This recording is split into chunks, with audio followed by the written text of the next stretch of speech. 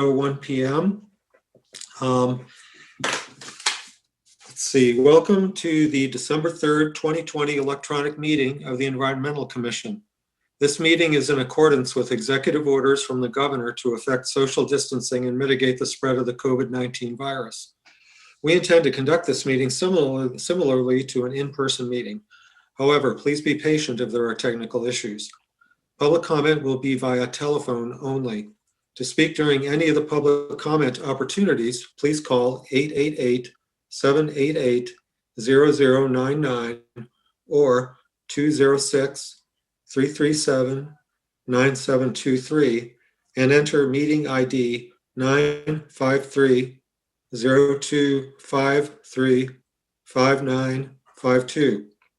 This information is also available on the published agenda in the public notices section of the city website and on the broadcast of this meeting on CTN Channel 16, AT&T Channel 99, and online at www.a2gov.org/watchctn.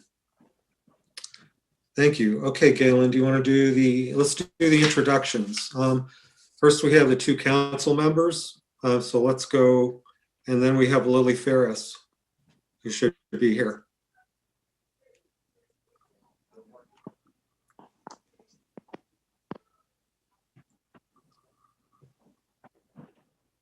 I'm going to assume we lost Galen for a second. So Councilmember Griswold, would you like to start?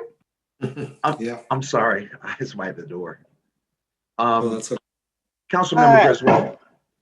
Yes, I'm thrilled to be here. I'm very, very interested in this area, and I look forward to working with you. Welcome to the commission. Thank you. Welcome, Kathy. Councilmember Lisa Dish. Hey everyone, I'm representing Ward 1 and very, very excited to be part of a city that is leading the way towards A20 and has been ahead of the game in terms of recycling for many years. And I'm really, really happy to be on this commission where I can help do some of this important work guided by all of your expertise. All right. Commissioner Lily Ferris.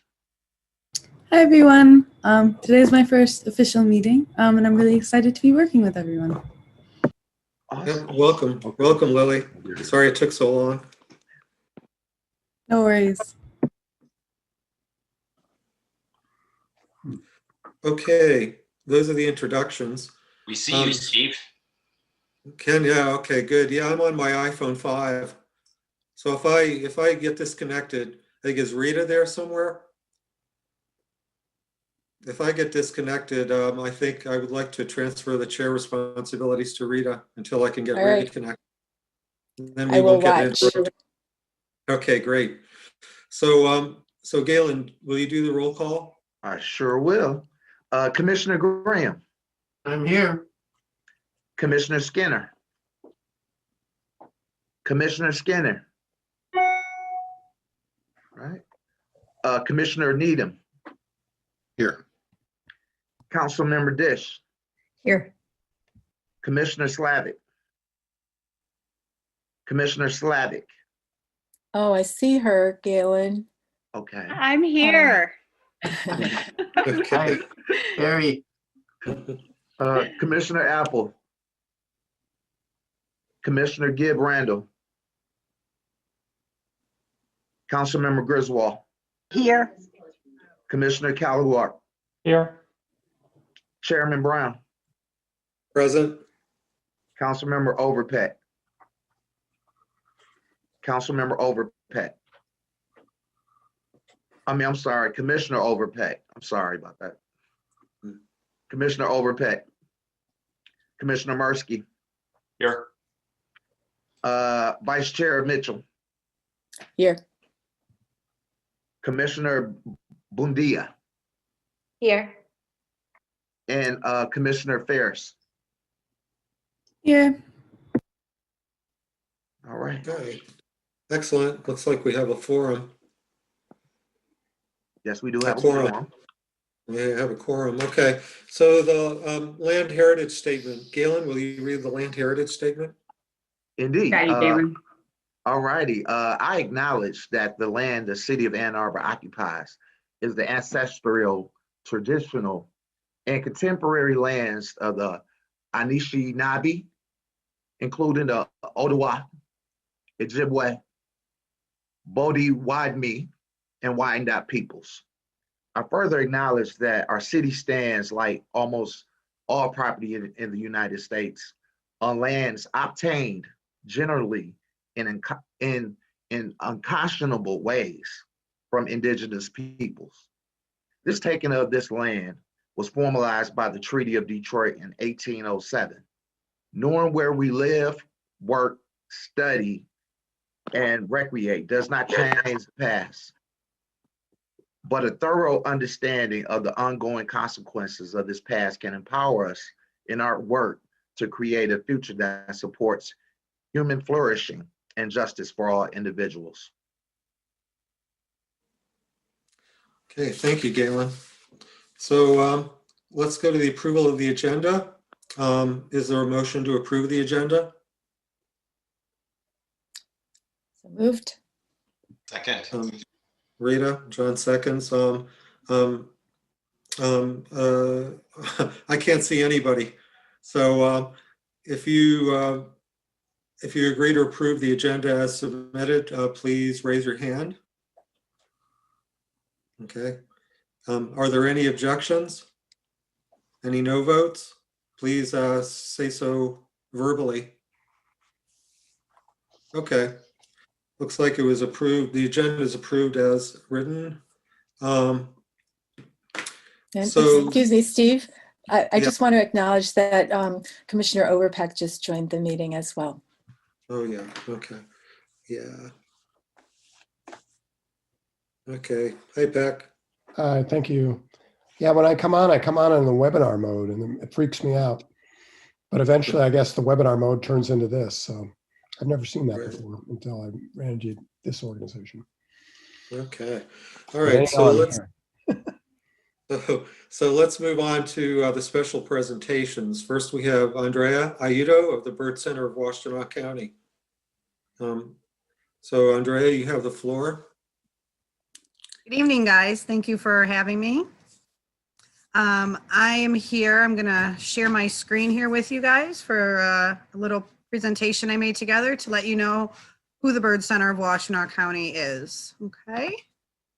Let's see here.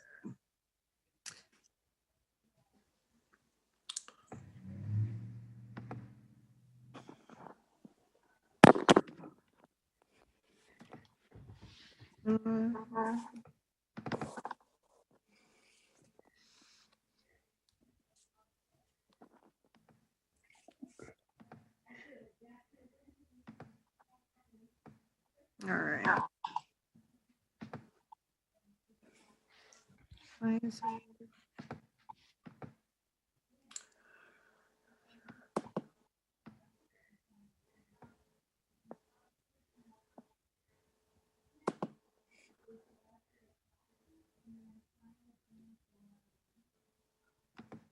Sorry, when it when I did that, it took my part of my screen away to make me make this a full screen for everybody. I think if you hit slideshow at the top, that might do it. Let's see here.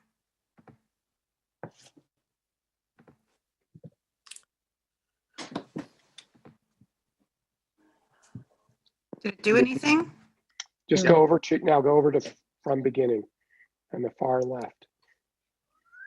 Ah, up one. Down one. Gotcha. Okay. I'm not the best with computers. Okay, so my name again is Andrea Aiuto, and I am the clinic director of the Bird Center of Washtenaw County.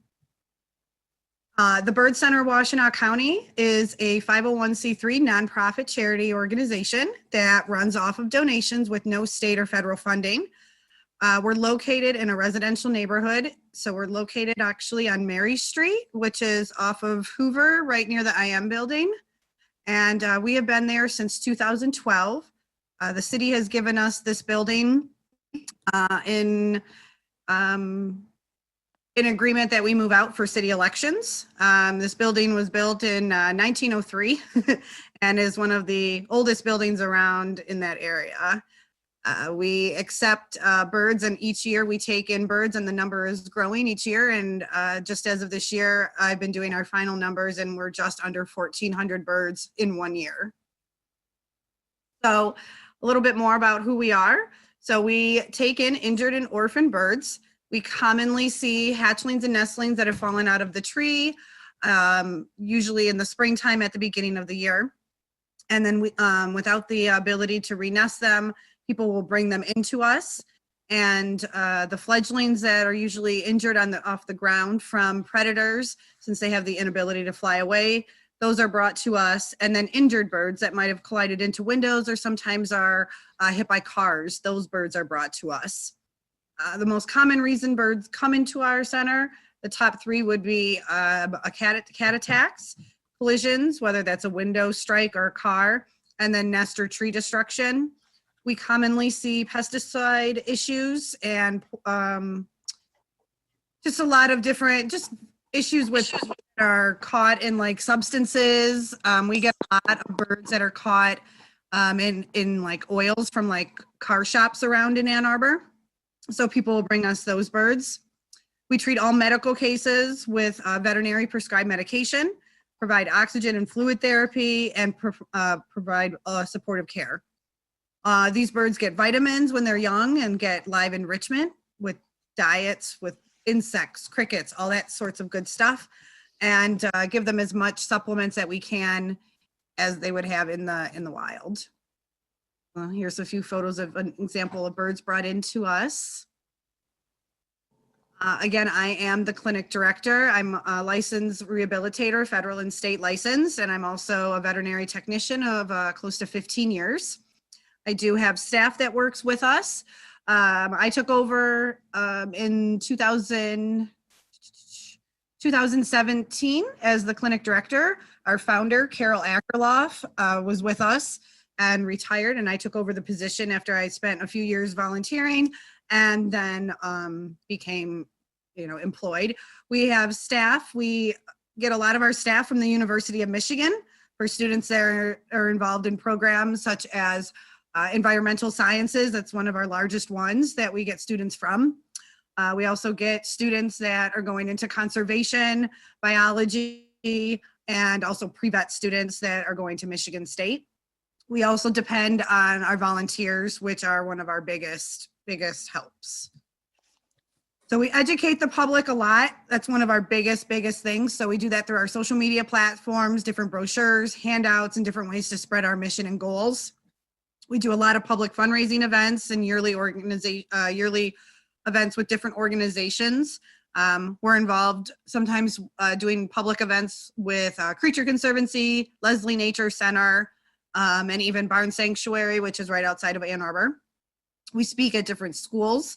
We go to Wild Birds Unlimited stores, and we do various events with our educational ambassador, which is a Blue Jay, and her name is Blue. So we try to educate the public on who we are and what we do with the help of our bird, who is non-releasable due to unfortunate human interactions. So we have been on a few public radio talk shows, and we also were on a cable access show in Ann Arbor as well. And ways you can help us. A lot of people don't know who the Bird Center is, and my goal has been for the past 3 years as the director is making people more aware of who we are and the benefits that what we do. The birds basically are our pollinators for our environment, and without the birds, we would not be here, honestly. And so they are a huge importance to us, and we like to educate people on social media. We do mailing lists with different information as far as our educational events. You can always find information about us online on our website. And then we also have yearly memberships with Patreon and different ways, obviously, to volunteer. We strive on providing education on how to help our native songbirds with planting native, and doing different things around our environment to make things better. So a few examples of what we try to educate the people and you with is how can you help your birds simply at home? People always ask us that first. So we always say simple steps. If you're going to offer seed, try to do it year round. You want to provide a water bath and make sure that your feeders are always clean. You can protect your windows with proper blinds or window deterrents. As I said, one of our main issues is window collisions. So we want to try and protect our birds. Keeping your cats indoors. They don't belong in our environment and they can be pretty destructive outside and they can be injured themselves. So for a win for all, we like to keep the cats inside. Not to spray any pesticides on our lawn or flowers. Not only is that bad for just our environment in general, but we're also trying to make sure that we're not killing off any of the food that our birds are eating. And avoid cutting the trees during the springtime. That's when our birds and other wildlife are going to be in the trees. So if you can hold off on your projects, the birds would appreciate it. Checking your yard before you mow the grass is a common thing that you wouldn't really think to do, but there's a lot of birds on the ground. And planting native, which is a big thing to help the environment and for your yard. And we try to educate the people on the phone first. If you have found an injured bird, give us a call. We're going to walk through a series of steps to try to figure out if that bird is actually injured and needing help, or if it's actually supposed to be out there in the wild doing its own thing. So we offer guidance through that and ask for photos and videos of the birds before they're brought into us. We ask that you always take a picture or something and give us a call once you have secluded this bird in a box, and don't give it any food or water. Oftentimes we'll get callers that found a bird outside and they'll say, hey, this bird needs help. And then they go outside and say, oh, it's gone, or we don't know where it is. So we always say, confine the bird first, and then we can help you from there. And then we do need assistance with you bringing the bird to us because, excuse me, unfortunately, as a nonprofit, we don't have any staff or any paid transit to go and do pickup. So if you're able to help us out with that, we do.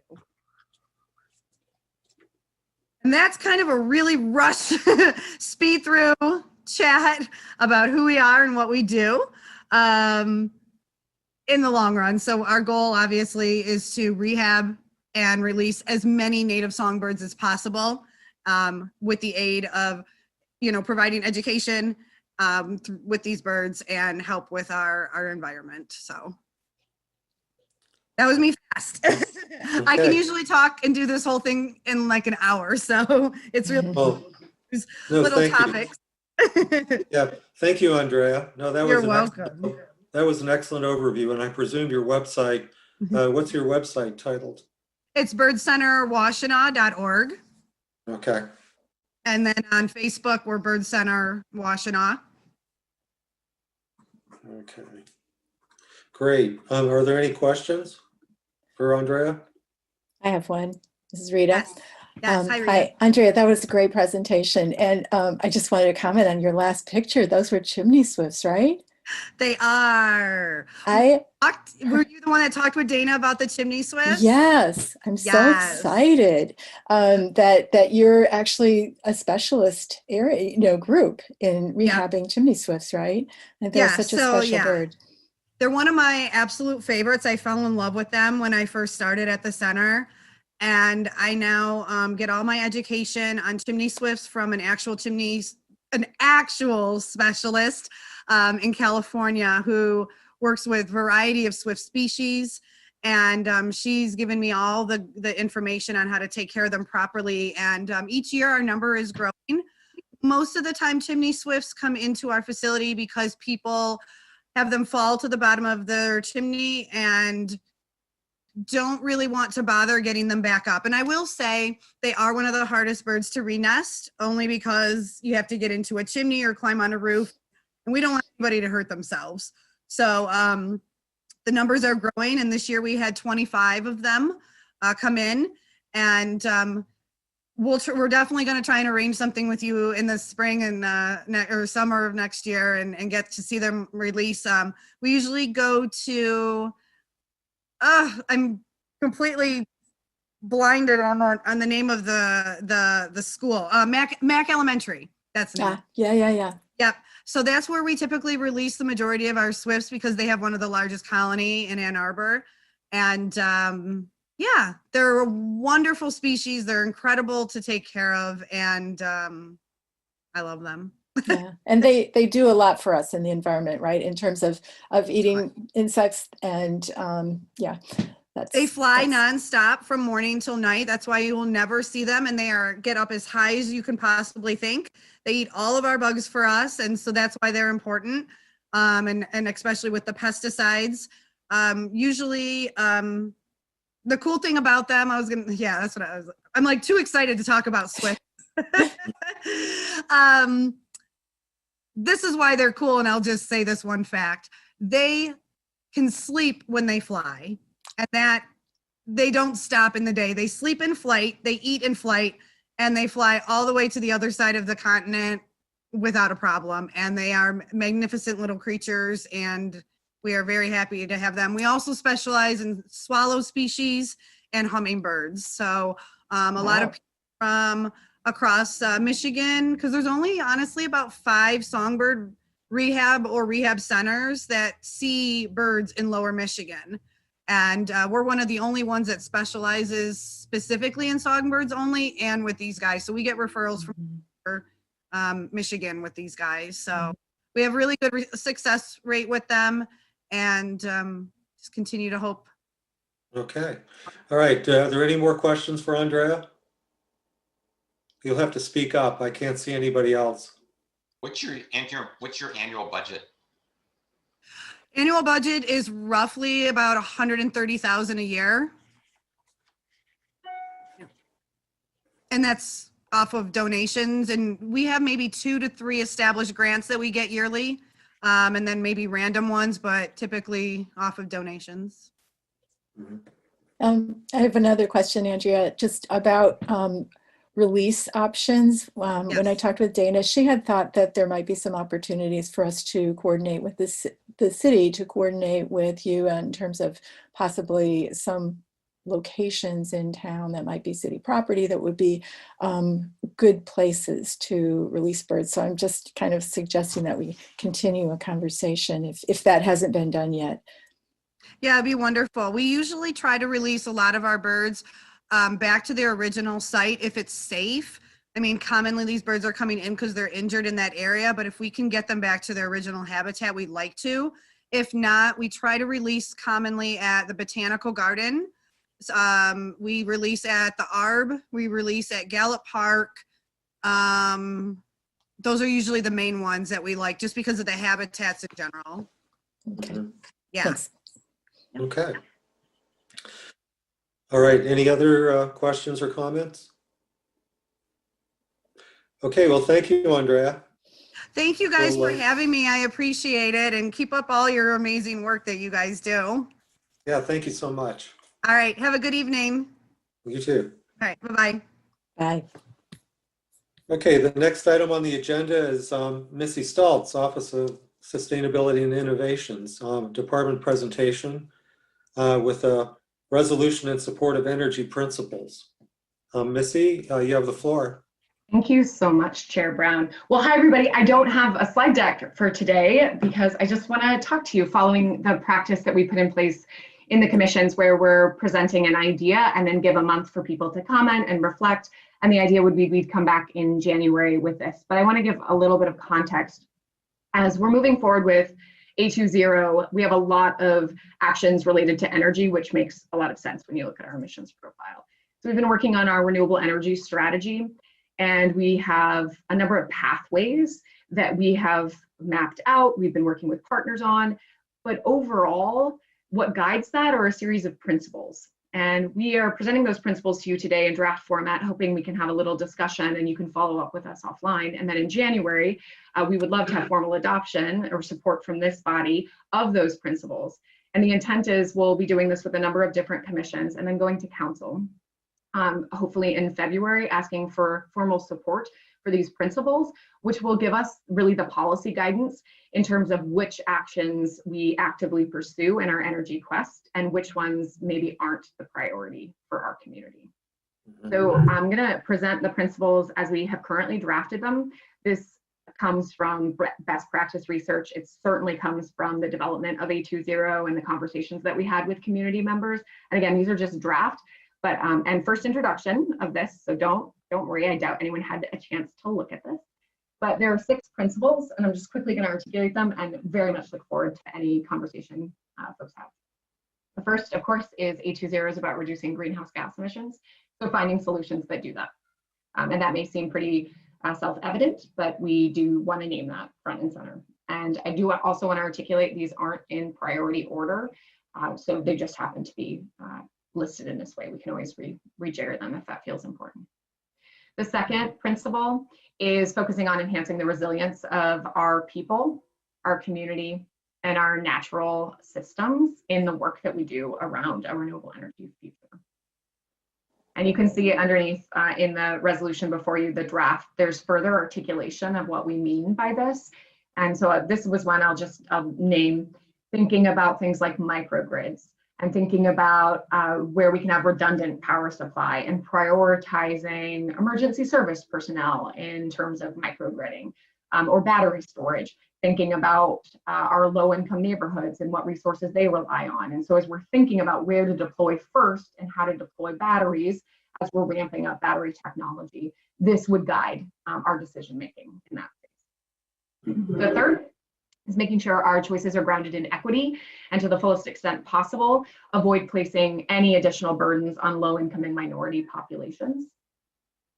The fourth, we want our investments, the proposal is that they would be new investments and displacing fossil fuel-based fuels. And this feels important, of course, from the community conversation we have, but you could go to the market today and we could buy wind. We could buy good wind, wind in Texas, but we could buy wind that was pushing wind off the grid. So because there's been a legacy of production of wind in that market, if we're not careful about how we buy, we could be stimulating no displacement of fossil fuels. And again, just the addition of renewables moving renewables. And I don't think that's what our community is looking for. The fifth is about geography. We heard a clear preference for local. So where we can, local, when not possible, regional. And if not possible in this region for a myriad of reasons, that to the fullest extent feasible, our project should be located in environmental justice communities with environmental justice communities. So making sure that it's co-designed, co-produced, employing folks of that community by that community in this work. And I'll say here, I know some people really would like to see all of the renewables local. I will tell you that is not possible. We do not have enough land, enough rooftops for all local within the borders of Ann Arbor. So as we think about maximizing what we can do locally, we're going to eventually have to go out as well. And so we really want some guidance about what that looks like so we can make decisions that feel right for us and the values we hold. And then the sixth, we talked a lot about scalability and transferability within the planning of A20. And the intent here is finding solutions that don't just work for Ann Arbor, but solutions that create a pathway for others to follow. So if we're going to do this, maybe it's deep policy work, do that policy work. What this is proposing is to do that policy work in a way that allows perhaps everyone in Michigan to be able to follow. Since we have more capacity, we're kind of at the tip of the spear. How do we really be leaders, or using our university's motto, leaders invest, in terms of creating a pathway that really opens up scaling and transferring the solutions we find. So these are the ideas we have before you. There's a little bit of a description here. Definitely not meant to be overwhelming, but to give staff really that direction that we need as we're looking, because I doubt it'll surprise you. A lot of people are interested in working with us in this space, and we're actively trying to figure out the best choices for our community based on our community's values. So that is all I actually wanted to share. I would love to hear any reactions if anyone has any. I'm also happy to set up a side conversation with folks if you'd like to add some more clarity. Pat? Okay, yeah, thank you, Missy. So you'll have to speak up again if you have any comments or questions. I do. I see Peck. Thanks, Missy. That was really short and sweet and packed with good stuff. And as you know, tomorrow we're going to be having our University of Michigan carbon neutrality meeting where we're going to be talking about some goals, and they're going to be goals that are, I think, following hopefully the same values or principles. And the one question I had was on the equity one.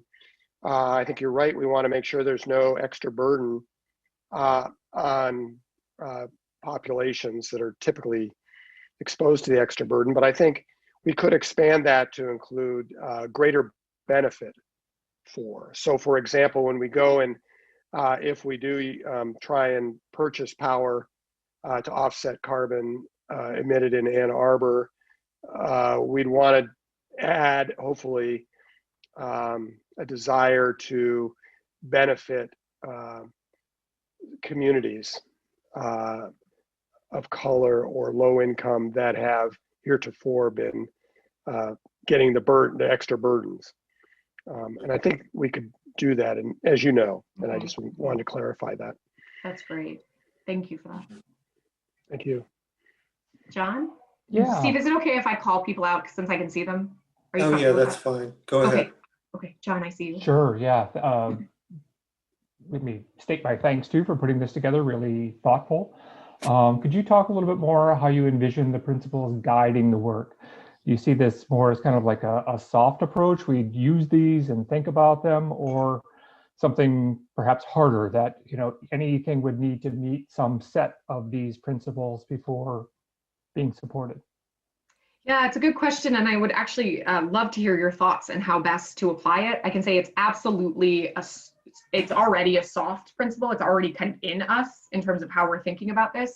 The question of rigor, I mean, how many does something have to pass muster is interesting to think about. And I'd say we are faced with a lot of options in terms of how to achieve these goals. And we're trying to find ways to prioritize those that will be consistent. Consistent's probably too ambitious of a word. Maximize your impact, right? Yeah. Well, yeah, we need to analyze the impact of it, but we also want to be able to point to it and say, we said these were the principles and here are the options that align with those principles. If it's 4 out of 5, if it's 4 out of 6, that's fine too. Is there, you know, I don't know, are there 3 that we're going to say everything unequivocally has to touch these, and these feel really good and we want these, but it has to be these? Completely open. So I would love any thoughts. Do you have a reaction? I don't think you want to go to the ends on either way, you know, that it's so soft that you forget about them and, you know, they're nothing, and then too hard, too rigid, too hard that you're kind of boxed in. But I think something that gives them some weight that allows you to make those that supports you in making those hard decisions between options that come up. So I'm more towards something harder, but not that's too confining for you, because this is a guide, right? It's not, you know, to help you with your decisions. Yeah, that's great. Peck, I saw you again. Do you have an analytical framework for us? No. No, I don't think I thought I did, and then I started thinking and realized I wasn't coming up with anything worth saying. We can come back possibly with something, John, when we come in January with a proposal, because I think that's a really good point. Bob? Okay, I saw you. These look really great, and I look forward to further discussion.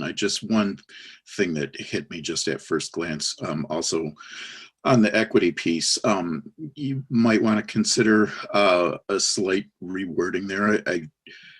The way that the fullest extent possible clause strikes me as kind of a hedge that we might not live up to that if it's not possible. You might want to just consider something like are grounded in equity and avoid and do not place additional burdens, you know, something like that. Great, that's really helpful. Thanks, Bob. Rita? Missy, I love the idea of having some principles, and thank you for putting them together. And I think that you've talked about the local aspect. That's one of my preferences for anything that we do to maximize our local energy production. So I guess that's just a response. And I would love to have some kinds of standards or something that we can use to help make decisions. So I think that is introducing measurables of some kind, and I don't even know what those are. And then back to the local thing, I think what would help at least me to know what next steps we'll be doing is like, how much do we need, or how much do we expect to use, and I think that's where I kind of get into the measurable. So I think you're at a really good point for this time for introducing these, and thanks for doing that. Yeah, and Rita, just to respond to, so we've actually done the modeling, and that's how we know what we need. So we've done projections, excuse me, that modeled out if A20 everything is hit, what's the electrical load going to look like? How are we going to displace that? Looking at capacity factors of solar versus wind to figure out, because it's not one for one, because they generate differently, right? They have different capacity factor. So we have numbers behind them, and now we're sort of looking at it and saying, okay, we have to propose how we're going to achieve that. And this is where these principles come in. And I'll give an example. We're thinking about, what if we had an energy efficiency benefit? What if, and this is an idea that we've been kind of playing with in our head, what if we actually invested in low-income communities to reduce their energy consumption, and effectively that's an energy reduction rec. It's energy that was never created. What is that? And what if that's in Highland Park and in Flint? Would that count? How would that play? So I'm excited about the prospect of that, but I don't want to go down the path of moving that kind of an initiative forward if it doesn't align with these kinds of principles, because that's different, right? Than it's way a solar different. system being built. Really different, but also kind of cool to think about and has different values. So just to give an example of like those are kind of the extreme things that I'm holding in my head and figuring out where we want to put that capacity. Yeah. No, I've had similar ideas, and just the good. question is just, how do you do the implementation, and what does it mean in terms of our demand locally? If we don't have a sense of what it is that we're using that creates, that requires the energy, we need a feedback loop somehow, we as the community. And I think when it gets less local, it's less clear. Well, and that's our greenhouse gas inventory too, and the accounting methodology. And I would just say, I recognize this isn't what we're talking about, but we have just posted on the website a more detailed analysis of the 2019 inventory if anyone wants to look. So we put the methods, the metrics, it's on the website, went up Thanksgiving week. I can't believe the world didn't talk about it, but there you have it. If you'd like to take a look. Councilmember Dish. I'm so sorry we missed that. I apologize to you. So I just wanted to observe that I think some of what you have here are principles, and so it's going to be more soft. But others are really kind of, they're inviolable. I mean, the new investment that displace fossil fuels, there is absolutely no point in not making that standard of additionality. That, right, why would we put money into something that's going to happen anyway, or that just displaces another renewable off? So that one would probably, so what I'm saying is, a must. Yeah, I'm saying that these are, some of these are, they're different. They're of different, there are oranges and apples here, and the apple might be a baseline that every project must meet, because otherwise we're not going to invest in it. But others of these might be trade-offs, like you could enhance resilience, but it might not be local. And what you described, like if we can invest in putting solar in another part of the country where it's generating more energy, why can't we invest in insulation in other parts of Michigan? Obviously we do it here first, but why not spread our investments around when they can increase equity? So there'd be arguments for this doesn't do this, but it does that. Whereas there could never be an argument that, oh, this doesn't displace any fossil fuels, but we had a lobbyist who thought it would be a good idea or whatever, right? So yeah, I mean, obviously what I'm saying, yeah. That's great. Yeah, I appreciate that. Peck. Well, you're on mute, Peck. You never know, I do Zoom like every minute of the day, every day. That raises the issue of costs, both to the city and ultimately to taxpayers and to citizens, because some of the costs would be borne through regulation directly by the citizens, and some would be borne by the city, I suppose, right? And so we have to figure out a way, how to balance that out. And we're going through this exact same thing at the University of Michigan. And Missy and I and a number of others are really pushing hard for Michigan to be compliant with Ann Arbor. That brings up a second issue, which is at University of Michigan, there's no way to go carbon neutral by 2030 with local technological solutions, meaning really,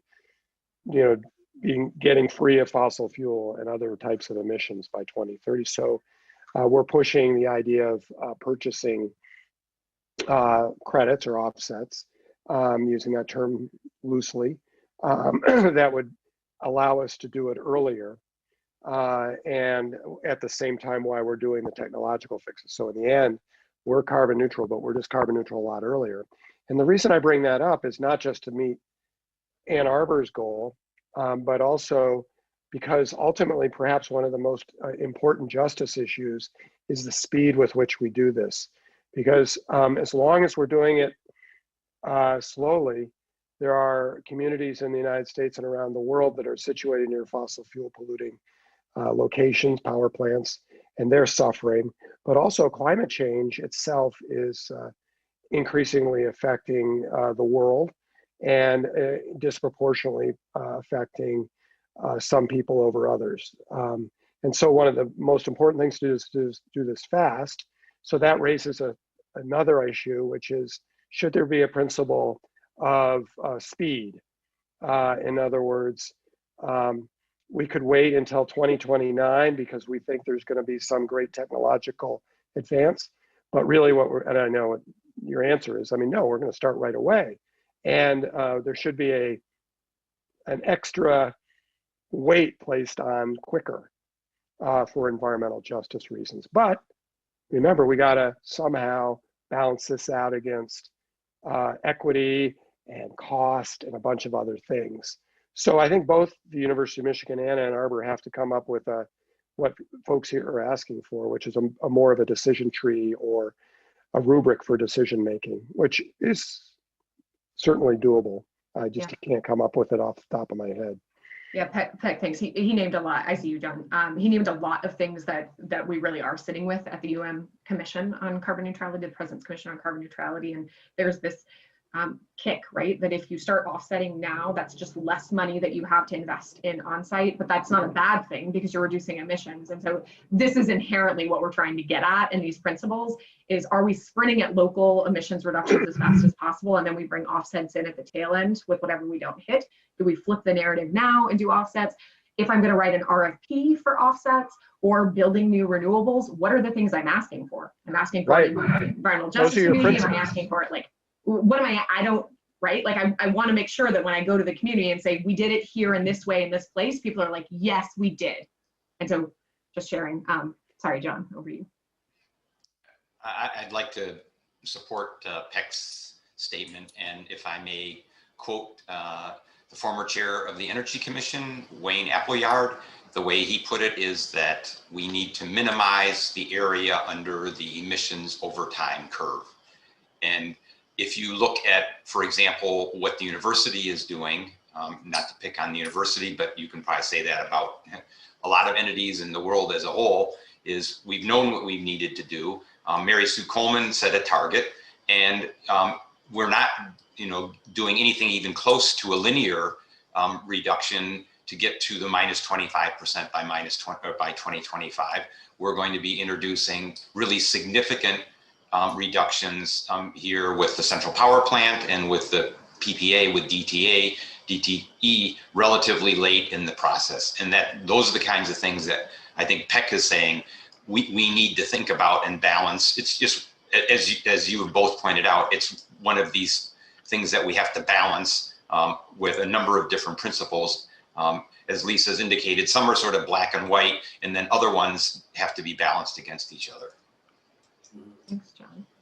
I don't want to, oh, I'm sorry. Peck, did you want to? Okay. Okay, I was going to say, just kind of closing out the conversation because I don't want to dominate your time together. I know you have other business to do. What I heard, if I sort of could give it back to the group to make sure I got this right, is that one, there are some things maybe looking at this and saying these aren't optional. So let's kind of lay out like things have to be additional. They have to displace fossil fuels. Those were the two that I in particular heard. And then the rest are actual principles and adding to those principles. There was some language around equity that needs to be cleaned up. I love that. Thank you. And then maybe adding a principle of speed that to the extent, so it's sort of held at the same level that it's a factor we have to struggle with as we move forward. I would say if anyone has anything else, let me know, certainly now, or send me a note too. We'll be going to the Energy Commission next week and getting more feedback, and super excited about bringing these forward because this to us is the thing we need consensus, or at least some consensus on, or some collaboration around, so we can just sprint. So thank you all for engaging in this conversation and helping us create it. Okay. Yeah. Well, thank you, Missy. It's a great initiative. Okay. So let's see. We've moved on to the portion of the agenda for the first public commentary. So I'm going to read a statement. This is an opportunity for persons to speak for up to 3 minutes.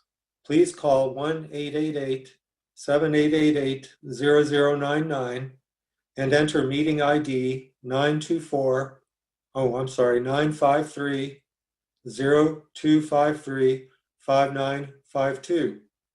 This information is also displayed on the meeting agenda and video feed. City staff will select callers that have raised their hand one by one using the last 3 digits of your phone number. In order to electronically raise your hand to indicate your desire to speak, please press *9 on your phone. You will hear an automated announcement that the host is allowing you to speak. When speaking, please move to a quiet area and mute any television or background sounds so that we may hear you clearly. Please state your name and address at the beginning of your comments. And please be patient. There is a delay of up to 30 seconds before connection is established.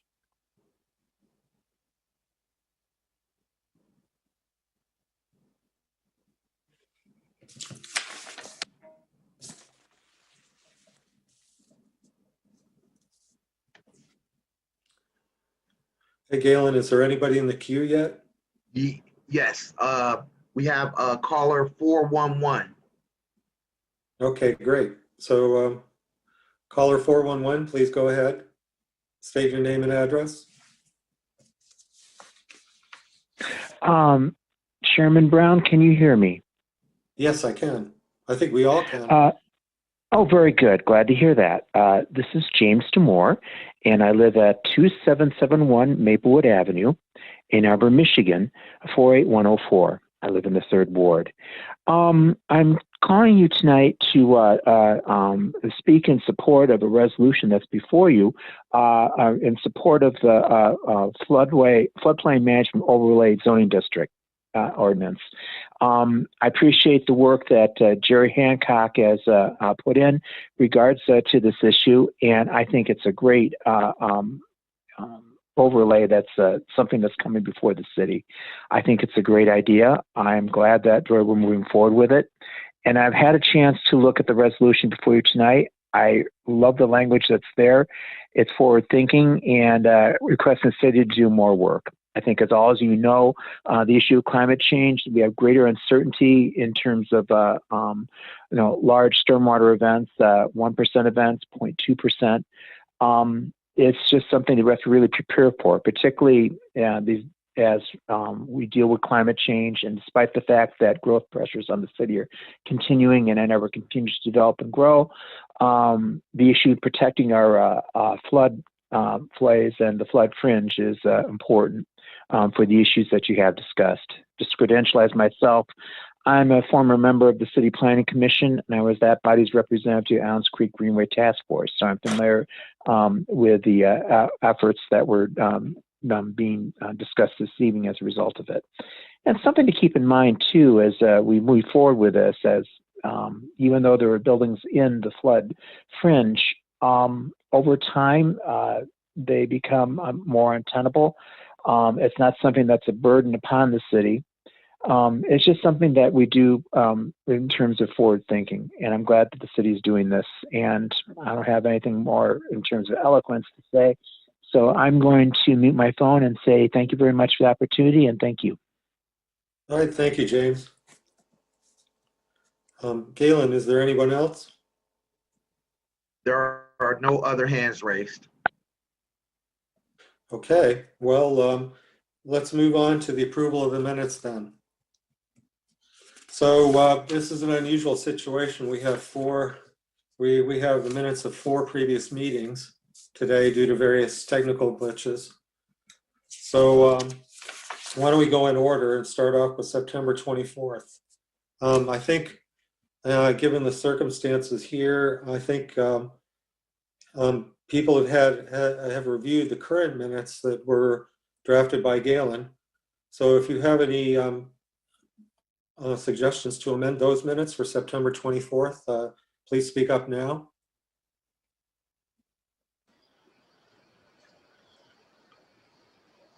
This is Rita. I submitted one suggestion for modification for the 24th, and that is just that we did not approve the floodplain overlay ordinance that was submitted to us. So I would just eliminate that. And I did send that to Galen. Yeah, that's correct. That certainly is correct.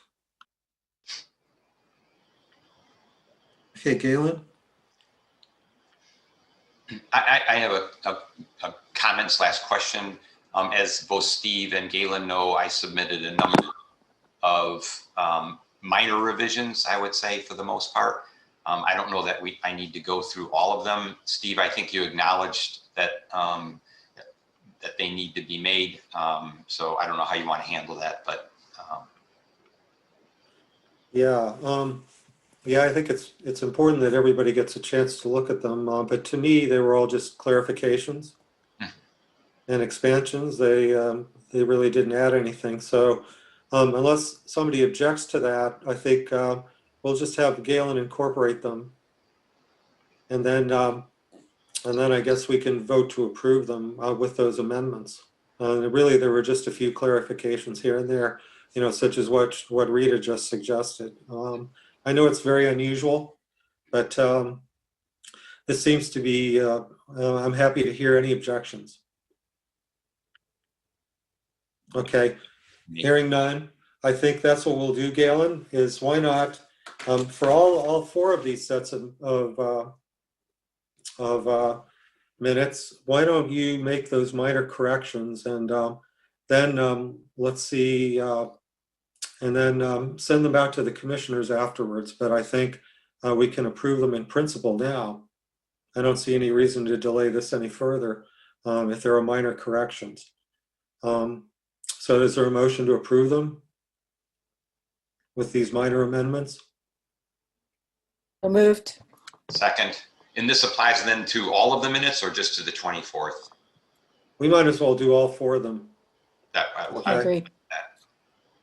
Any objections? Okay, if you approve, raise your hand, or. Okay, I'm going to assume it's I can't see. Can you see, Rita? That was unanimous. Okay, Thanks, then. everybody. All right, and thank you, Galen. So please include those amendments and then send them out to all the commissioners just for a check, okay? Okay. Otherwise, you can record them as approved. Okay. Okay. Now we pass to the agenda, old business. So Rita, you have the floor. This is your floodplain management resolution that you submitted last month that underwent some discussion. Right. So do you want to, do we have an amendment to, do we have, let's have a discussion, but do I have a motion to bring this up? We need to have a motion. I saw Commissioner Dish's hand. Oh, okay. Commissioner Griswold. And seconded. Okay. All approve of this of visiting this resolution. Please raise your hand. Any objections? Say no verbally. Okay, so let's begin the discussion. All right. So I would like to just make a couple of statements beforehand, and thanks for accepting this for discussion, you all. The goal is to support public health and safety for all with respect to flood risk. And the goal is also to complement the UDC ordinance that has been designed and presented to us on September 24th. It's an overlay district, and again, the goal will protect the health and safety of the public as well as property. It's based on floodplain mapping, and the idea of the resolution that I'm bringing is in its complement, that it wouldn't add impermeable surfaces in the flood fringe areas. So primarily the UDC ordinance, and I'm hoping that Jerry Hancock, who's here, will chime in as needed. The flood fringe, the ordinance that he is presenting focuses primarily on the floodway where water would move during a flood event. And so what I've introduced is protection of existing open areas that do not have structures on them, that are in the flood fringe, on the edges of the floodway. It would not, the goal is also to have Jerry, as the expert in our area, be directed to look at making the ordinance that he's worked on so far a little more stringent to provide more protection. I do not have the qualifications to make the suggestions that would be needed. And so we would be asking council to direct him as our local expert. So with that introduction, that's where I am. Okay. May I ask just if the commission members have had a chance to read what was circulated? Mm-hmm. You had nods. Okay. All right. Thanks. Okay. Commissioner Dish. Yeah. Is that okay, Steve, if I call on people? Because he can't see them. Yeah, I can't see everybody. Okay. All right, here we go. All right. Did I understand correctly that Commissioner Gibb Randall had submitted comments? If we could maybe have those before we launch on a discussion, since she would have voted on it at Planning Commission, and so there might be some help for us there. I'd be happy to share those. She sent me an email, and I'll quote from that so you hear it verbatim directly from her. But I'd like to preface it with the comment that as I think most of you know, if not all of you, Shannon is a practicing landscape architect. And so she would in effect be interpreting whatever is finally passed and having to comply with it. And she would be consulting with her clients as well as interfacing with the city. So what she has written is, quote, in terms of the floodplain, I have to slide my view of all of you over.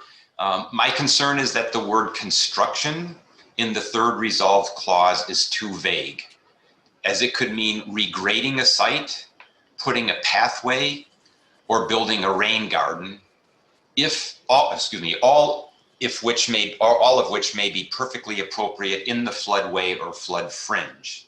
I think what we are concerned about are buildings. That's the essence of her comments, that one or two sentences.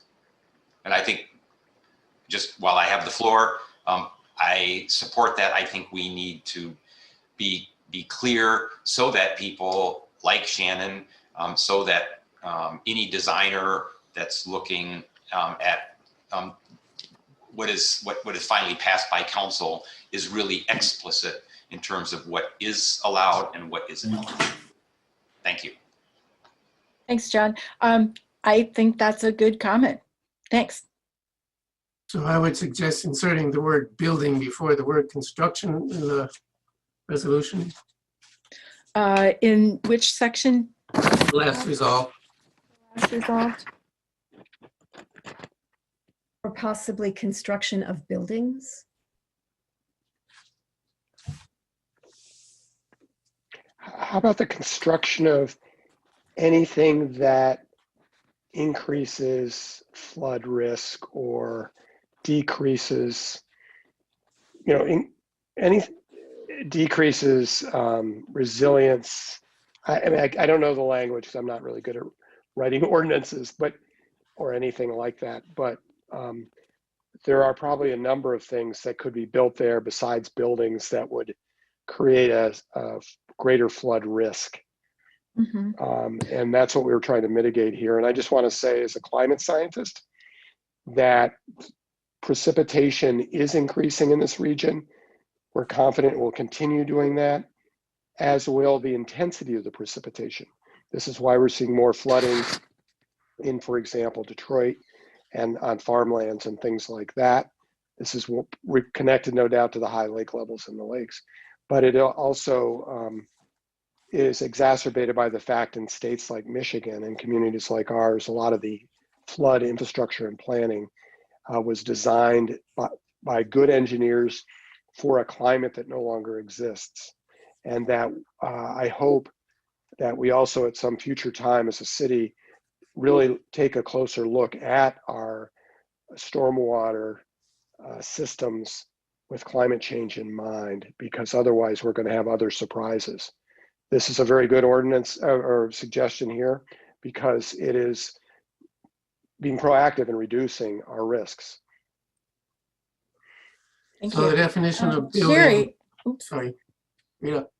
I'm sorry. No, I think first, I guess, Commissioner Peck, did you want to say anything in addition to close? No, that's all. I just think buildings are not the main thing here. Is let's put some language in that prevents anything that's going to exacerbate flood risk. Okay. Something like that. All right. How about Chris Graham? So the definition currently in the code is for building is any structure having a roof supported by columns or walls or intended for shelter, housing or enclosure of any individual, animal or process, equipment, goods or materials of any kind. When separated by division walls from the ground up without openings, each portion of such structure shall be deemed a separate building.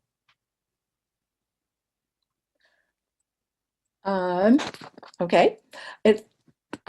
I think that if we, let me just try this on you all. If we reference buildings and then some definition as opposed to putting that level of detail in this resolution, my goal is really to get information back to allow Jerry to proceed with some more detailed work, which sounds like what you just said, Chris, to me. Well, you can use the capital letter building in the language, and then it applies that definition immediately. So. All right, thanks. All right, I see John Calwart. Yeah, could you restate what is it the final resolved paragraph? The final resolved is talking about? Where yes. is the reference to construction? It That's says resolved middle. Then can we repurpose the language from the 6th whereas clause that mentions prohibit new structures? Oh my goodness. We just reuse 1, 2, 3, 4, 5, 6. And that probably is building construction there as well, actually. The advantage Prohibit new structures from being built in floodway areas. Is that what you're saying, John Calwart?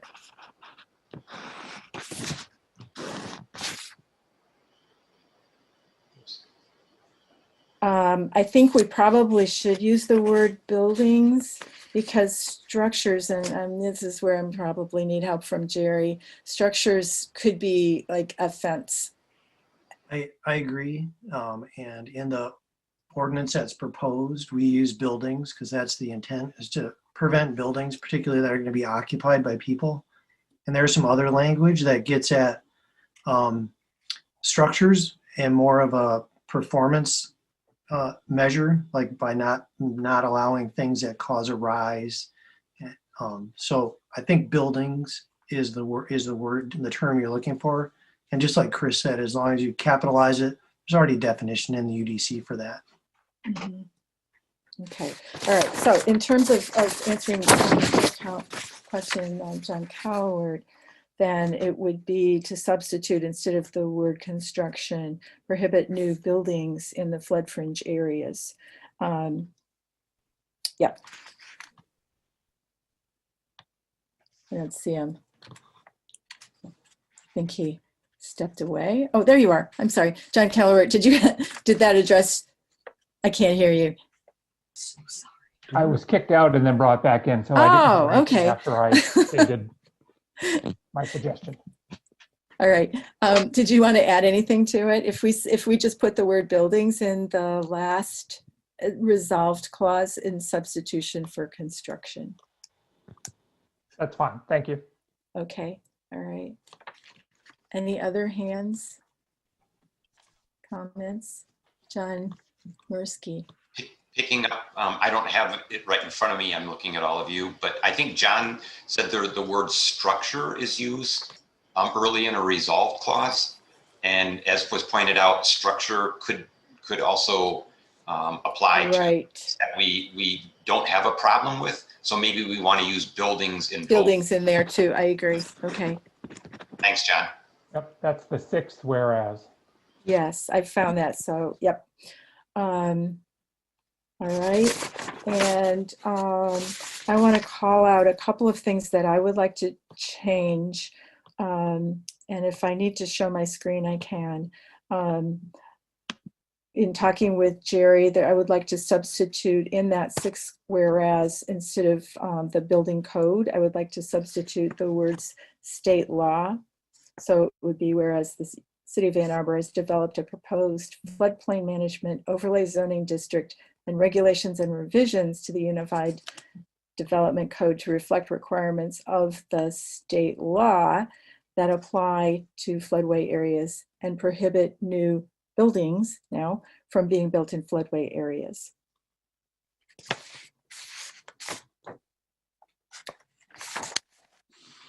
That sound okay? Okay. And one last one that I would like to introduce, which is in the, sorry, I'm not going to go through the second last whereas. In review of some of the housing and urban development information, I found some little wiggle room about development. And instead of the word prohibits, I would like to use the word restricts. So it would read, the Federal Department of Housing and Urban Development, HUD, restricts use of funds for construction in flood fringe areas because of the risk to health and safety. Sound okay? All right. I'm open for any additional comments and I appreciate these. Yeah, I'm back now. Hi, Steve. Hey, Rita. So, yeah, for me, it looks like I know there was some concern about this maybe affecting council's consideration of this, and that there's some deadline coming up early this year. So, Jerry, can you make any comments about that? Yeah, as we're going through the process for this ordinance, I really didn't have a deadline, but all of a sudden one popped up. Every 5 years, the community rating system, communities in the community rating system get rescored, and I figured we were about a year out from that, but I was informed that it's coming right up, and I have now been scheduled for our rescoring for February 18th. So if I don't have the ordinance together by February 18th, I could be delayed by a year to a year and a half from getting the points we expect from the ordinance. Mm-hmm. So I'm hoping that the ordinance moves ahead so that we can get those points sooner than later. Mm-hmm. So what date do you think you need council's approval to make that deadline? Well, right now it's scheduled for first reading on this December 7th and second reading on December 21st, and then all ordinances take about 10 days to go into effect. So wiggle room, I really only have 1 or 2 meetings at the most to delay it to meet this new deadline. I mean, I literally the meeting got scheduled about a week ago. Mm-hmm. Okay. And my understanding is that there aren't really that many parcels affected here. That's right. Actually, Steve asked me a few questions that prompted me to do a little more analysis in the last day or two with some help of our GIS people. And so the change that's would be proposed in the third resolve, I had guessed that it would maybe affect about 10 parcels. When I went through it, it was 8. There are 8 parcels that would basically would render them unbuildable. That would be the worst possible outcome, I would say. They're the biggest impact of changing ordinance. Just to give you a comparison, I went through and did the same analysis for the ordinance that's proposed, and there are 3 parcels that would be rendered unbuildable by the proposed ordinance. So we'd be adding 8 more to that. Are these all single family properties, single family lots? No, they're not. They're a mixture because the ordinance that's proposed would prohibit new buildings in the floodway, and the resolution using the word buildings would apply to residential or commercial. So I looked at both. I didn't just look at residential. So yeah, total of 3 with the current proposal, and with the change there will be 8. So that just gives you like a perspective of, we're not talking about a lot of parcels in the city that are going to be negatively affected. Okay. And All righty. Jerry, So, I have a question, Jerry, in terms of implementing this resolution incorporating it into what you've done so far. How much work is that for you? If you've got a council meeting coming up on Monday, is this a doable? Well, once the ordinance approved, well, first of all, if I were to incorporate the change that's suggested in the third resolve, we would have to go back to Planning Commission because it's a different concept. Got it. So it's not just an additional council meeting. So it's because it's a different idea. okay. So my preference would be approve what's proposed now, come up with a revision to that, and go back through the process. Okay. Okay. So in other words, so yeah, maybe a better course of action would be to submit a separate resolution on this that would be taken up later.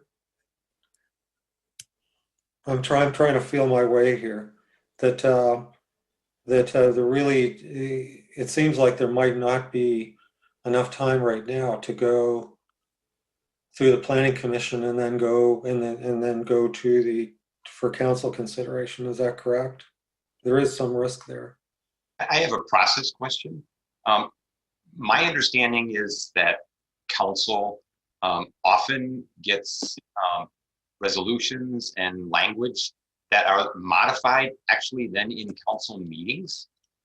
And my opinion is that it would be a pity that the clarification that we're offering here couldn't be considered by council and modified in council by council with our guidance without having to make a rework loop, so to speak, going all the way back through Planning Commission.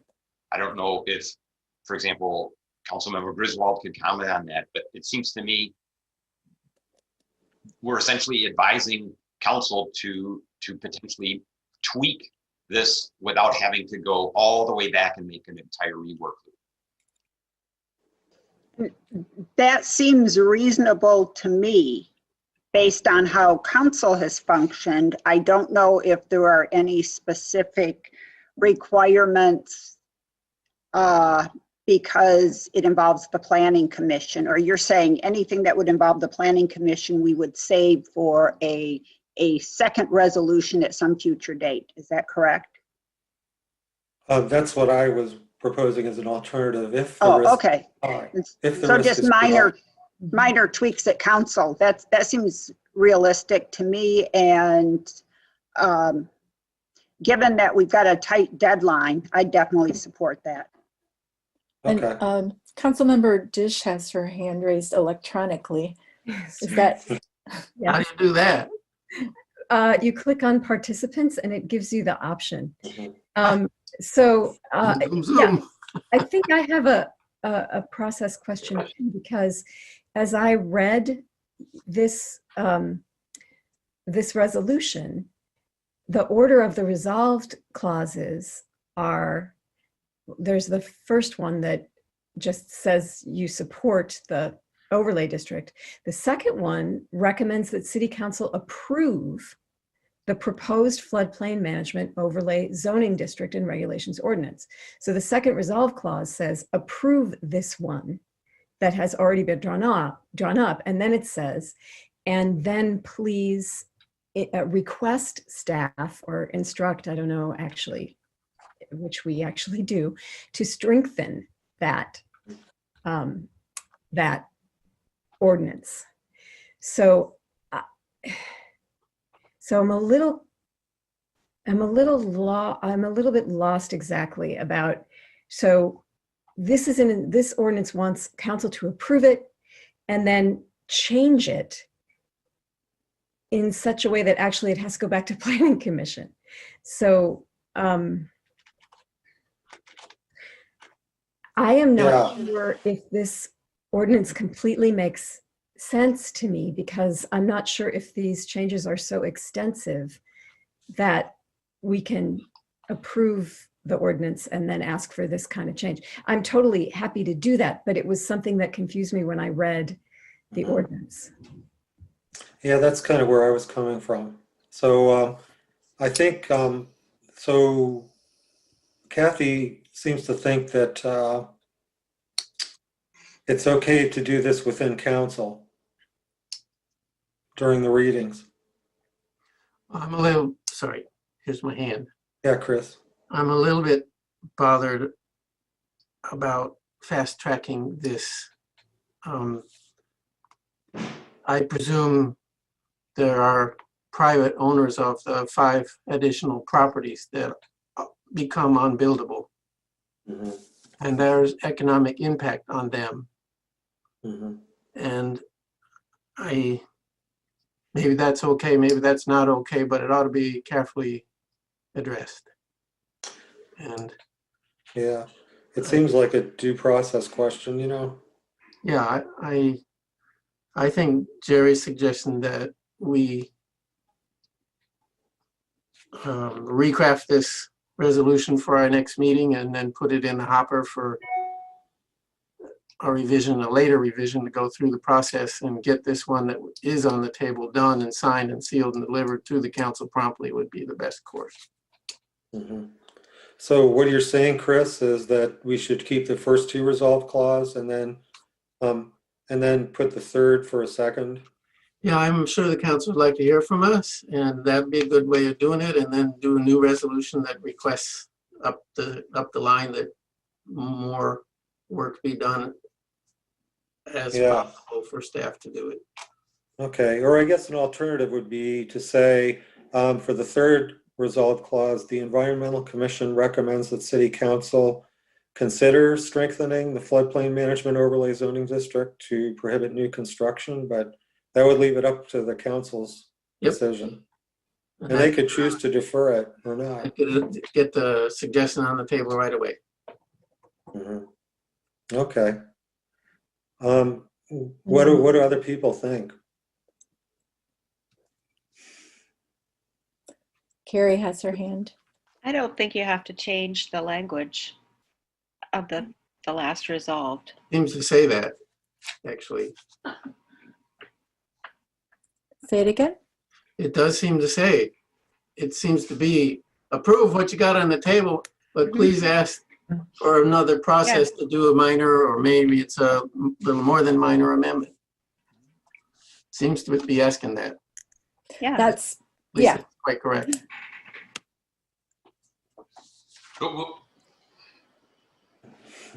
Quick clarification, but we do change construction to building though. we do change construction to building. Okay, I'm good with that. Yeah, I just meant the last resolved clause. I think it doesn't, I don't think you need to tweak it at all. Except for buildings. But what about, Sorry, okay, yeah, so the building. Yeah, I meant leave it in. Are you, leave it in, yeah. Yeah, but change the building to building. Construction of building or building. So I certainly appreciate the feedback from you all. And so, yeah, my wish for this is to provide something that helps the city be safer. That's where we want to be. And if the sequence of events is one that takes a little more time, I'm okay, but I would not want it to take a lot more time. And that would be my main concern. How long have you been working on this, Jerry? 2007. Yeah, 2007, Yeah. there we go. 13 years. Long enough for maps to change. Okay, well, let's see. All right. So, okay, we've had comments about, I think the only thing that's still open is this third resolved clause. And what I hear are two alternatives, is that we just leave it as it is. But there is some concern that it's asking for an action that's related to passing the current floodplain overlay zoning district ordinance. So could we go, do you mind if we go through them in sequence? Can we just say the three resolves? Is that okay? Not at all. Councilmember Jim trying to get recognized. Okay, I see that. I definitely agree with Ms. Slavic that the way it's written says that we want council to pass the district. And then afterwards, we want some more modifications. Yeah. We want them to consider instructing more modifications. This is how the short-term rental ordinance was too, except that it's delayed in being implemented until that happens. And that's not what we're asking for because we don't want to miss this deadline. So I'm just wondering, I'm not afraid that this ordinance will slow down the process that Mr. Hancock is in, but I feel like maybe we need I don't know if we need advice from planning staff or someone to let us know if this is feasible. I mean, can we ask for this change after the district is passed? And I don't, yeah. Absolutely. It can. Change any ordinance at any time. Yep. It can be amended any time, right? Is that correct, Kathy? Kathy? Theoretically, it can. Again, unless there's any constraints from the master planning process. And I don't think this is related to the master planning process, but no. That's all I know about. Maybe Jerry Hancock could comment on it since he works with it every day. Right. We can make amendments to code anytime. I mean, the concern was kind of like what Chris brought up. I mean, you want to go through the public review process with that concept in mind, so that people know what the impact will be. And since I didn't present it that way at any of the meetings up till this point, so it's really not the question on the table for council right now. So that's why it seems to me you'd want it to go back this concept to go back through the review process so that the public understands what's proposed. Okay. I see Bob Needham. I think what Mr. Hancock said is exactly right. And I think we could maybe slightly tweak the third resolved to make that clear, because the way it's worded now, it's requesting staff to take action, which to me implies that maybe the changes would come before council considers it. But if it read something like Environmental Commission recommends that City Council consider strengthening the floodplain management overlay district, then that kind of implies that it's been passed and we're going to go back and look at it again. I like that. Yeah. Yeah, I like that Okay. too. Okay. So is it up to Rita to get the language in toto here polished and ready to move on? If we Do you trust me? Yeah. Yeah, Okay. I think that's good. Okay. Then it's- Wow, thank you. So you all know, I want you to know that this is the first time I've written one of these. So thank you for tolerating my stumbles. It's all good. It's all good. So Rita, so Rita, normally what we do is we just go through and review the amendments that have been made, and then we will have a motion to approve it as amended. So, and I'm suppose that these are all considered friendly amendments. I agree, very friendly. We've only clarified things, and so the first thing I noted was you're going to change any word that says structure or construction to building. Correct. And then there was a minor suggestion about the next to the last whereas clause about the HUD. Yep, that one HUD I have. rules. Yep. Prohibits to restricts. Correct. And then there's the amendment to the third resolve clause. Correct. And the sixth whereas clause will include, it will reference state law instead of building code, and it will include buildings instead of structures. Yep. Okay. Right. So I believe I have that. So I could do the word processing behind the scenes, and you could continue, and we could come back, or we could vote on this. How would you like to proceed? Oh, I think in the past we've just voted on the amended. We voted to accept the amendments, and then we vote to accept the resolution as amended. Okay. You're getting good. Well, thanks, Chris. Good job. So do we have a motion to accept these amendments to this resolution? So moved. Okay, Chris, do we have a second? Second. Saw Carrie Slavic raise her hand. Okay. So Chris, and then let's just say Carrie. So all approve of these amendments as discussed, please raise your hand. Aye. Any dissensions or abstentions? Okay, it passes. The amendments pass unanimously. So do I have a motion to vote on the amended resolution? So moved. Second. Okay, Chris again and Bob Needham. So let's see, all who are in favor, say raise your hands. Aye. I see all hands raised. Okay. So the resolution passes unanimously. Okay, Really Rita. gigantic gold star for Jerry. Yeah. Gold star Yay, for thanks, Jerry. Thank you. I think Rita deserves one too.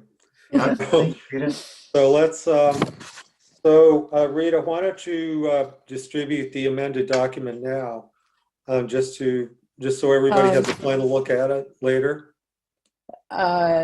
Like now? Okay. I'm not sure everybody has a chance. This really won't take long for me to do. So hold Okay. on. So why don't you just email it to all of us so we have a copy of it as amended. And then we should have like maybe 24 hours, not even 24 hours, let's just say. If people want to make changes, they need to do it by, let's say, what, 10 o'clock tomorrow morning? I think that would be a good practice. And respond to me, if that's okay. Yeah, and respond to you. What's the deadline for the Legistar? for a council meeting Monday. Probably 10 o'clock tomorrow works. Yeah, All it probably right. does. I think it's, yep. But got to get it in, Rita, as well, Yeah. or give it Okay. to Jerry to get in. So Rita, what you should do is instruct Galen to send it. Once you've heard from Right. people at 10 o'clock tomorrow, send it to, ask Galen to send it to, through the channel to get it on the Right. council agenda. Okay, and just so y'all know, I am putting in red font for changes. Okay.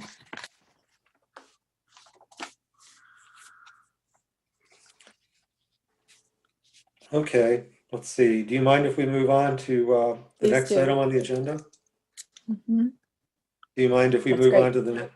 Sorry? Please, yes, please go ahead. Oh, okay. All right, well, thanks, Rita. So the next Thank item you. on the agenda Thank you. is Kathy Griswold wants to discuss a resolution that involves landscaping in the in the lawn extensions. And so Kathy, you have the floor. Okay, thank you. I did send out an email earlier today to the Environmental Commission email list. I don't know if that actually goes to the commissioners. I received it. Oh, okay. And I want to thank Rita for talking to me about this, and I think I was able to clarify what my intentions were. And I have been concerned about Chapter 40 since 1997, since we're talking about how far back things go. And when Councilmember Hayner suggested a minor revision, I thought that might be the time to do some additional work on it. However, after reflecting on where we stand right now in terms of the 820 plan and the Vision Zero-based transportation plan that's coming, I think that rather than discuss and ask for an approval of this resolution, I recommend that we do not approve this resolution, that we send it back to the Transportation Commission. That's where it was referred from, and they can refer it back to council with a recommendation not to approve. And in place of that, I would recommend that we ask council to form a working group with at least one member of the Transportation Commission and one member of the Environmental Commission, along with staff participation, and that we look at Chapter 40 to really bring it up to date so it is consistent with our safety and sustainability goals. Chapter 40 makes reference to turf grass and the height of turf grass. And we really, and Christopher Graham can add to this, but I think that we should be educating the community members about other options, and we're not doing that. And so another opportunity is that with Vision Zero, they talk about the 6 E's. And 2 of those E's are education and encouragement. And so we should look at Chapter 40 and see where we can provide more education and more encouragement within this area. So again, I think it needs to be updated, and I think the focus needs to be safety and sustainability. So I'm willing to answer questions at this time. But Okay. Could you mention what the particular sticking points are in the existing Chapter 40 language?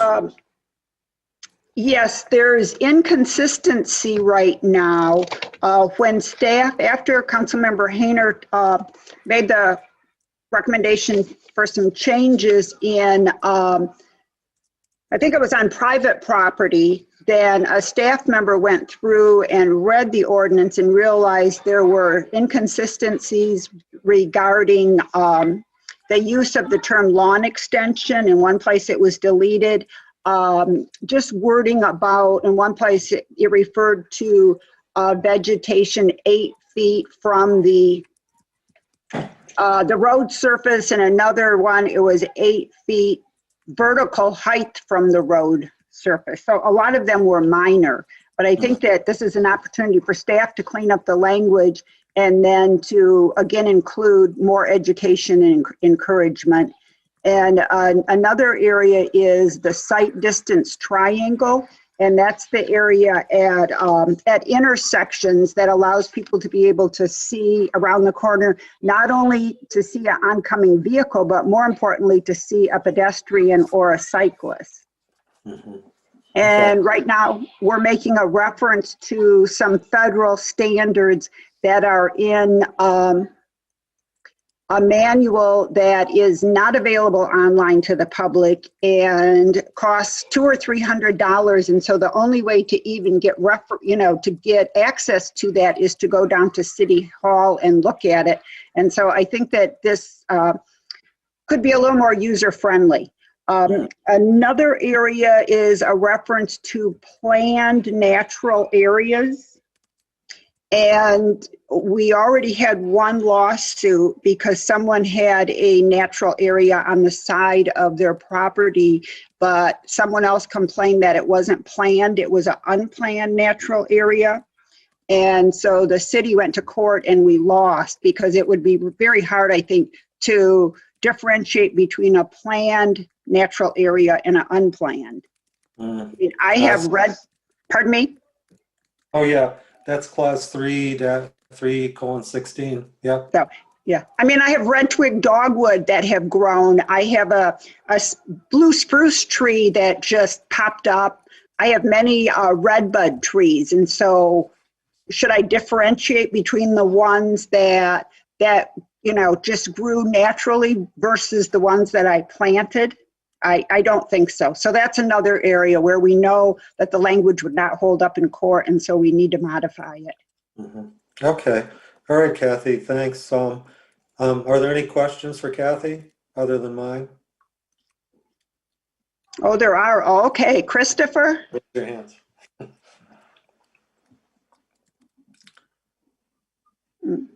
Christopher, you're muted. This follows up on a resolution that went through council in August or so to review this ordinance. Yes. Okay. And the document that we have here is the amended ordinance, or is that the existing ordinance? The existing ordinance. Okay. Yes, we can work on it. We'll talk about a Natural Features Committee meeting on Monday. One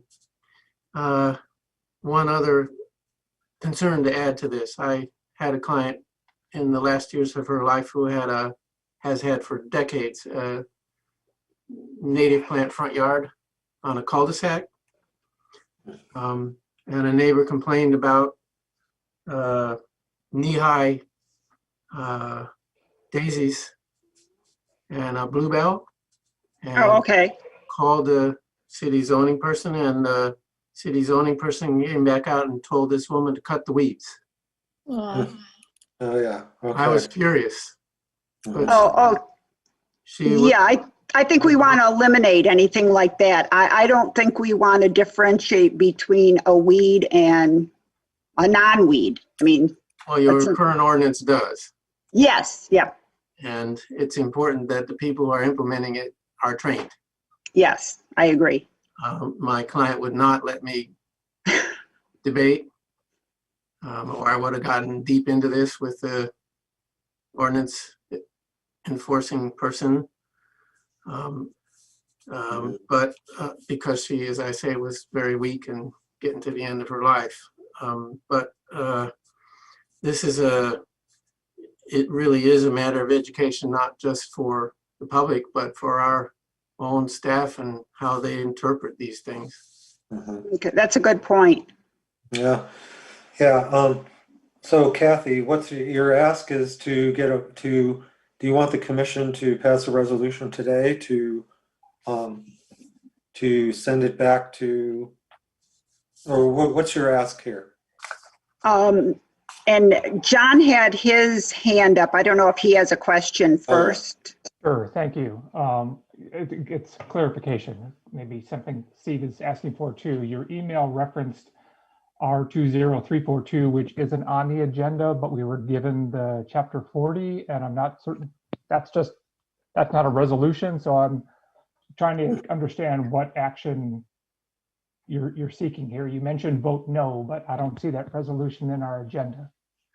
Oh, okay. It's not there, and that resolution was asking for a change to allow turf grass to be 18 inches instead of just 12 inches, and that's what started this whole process. And so it went to the Transportation Commission, and then the Transportation Commission referred it to the Environmental Commission just for a recommendation, a general recommendation. So I guess my ask would be that the Environmental Commission, and I don't know if it needs to be a resolution or just a memo item, that we recommend a no vote on the minor changes to Chapter 40, and we ask for a complete review of Chapter 40 with this working group. But I didn't want to complicate things, so sorry, let me back up for a minute. So my thought was just to return it to the Transportation Commission, and then I will bring forward a separate resolution regarding the working group in early 2021, because I didn't want to try to modify what's on the table right now. Okay. Does that make sense, John? I understand kind of what you're seeking to do, but I'm not certain what action we should take as a commission tonight. Yeah, I'm puzzled myself. So, I appreciate the efforts to clean up the language here, but I'm not certain what we need to do tonight. Well, why don't I offer a resolution that the Environmental Commission just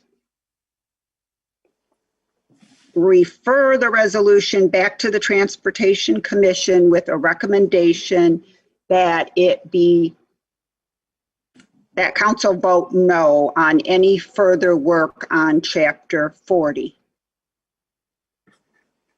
pending review by a working group that has one volunteer from the Environmental Commission and one from the Transportation Commission. We could add that, or I can bring that forward as a resolution in early 2021, but I'm fine with that, Stephen. Well, we could, it's a very short resolution. Okay. I'm not sure what more we need than that. Okay. That seems fine to me. We could just, it just takes one whereas clause, whereas there's ambiguities in the existing Chapter 40. Therefore, be it resolved that the Environmental Commission wants to refer any Chapter 40 changes back to the Transportation Commission, and council should not vote on it until it's been worked on by a joint working committee consisting of Environmental Commissioner and a Transportation Commissioner. And then whoever staff people need to be involved. Oh, okay. Thank you. Yes, I apologize for not writing up the resolution. I just put basically the information in an email. So, okay, I would second that resolution. Well, we need to have a first. We need to have a first one first. Does anybody? Oh, I was counting you, but okay. Okay. I'll first it. All right, I'll write it up. I'll write it up later. Okay, thank you. We could do the same thing as we did with this amended. We can do the same thing that I proposed with this amended floodplain management overlay district resolution. Okay. Okay. Steve. Yeah. This is on the table of the Environmental Commission because of a resolution passed by the council asking the Environmental Commission to address this matter, whatever the matter is. Right. Kathy's asking for a different direction. And in my view, she should be asking the council for a different direction to amend its resolution and ask the Transportation Commission to assign someone, in other words, Kathy's asking for a more cooperative or collaborative discussion.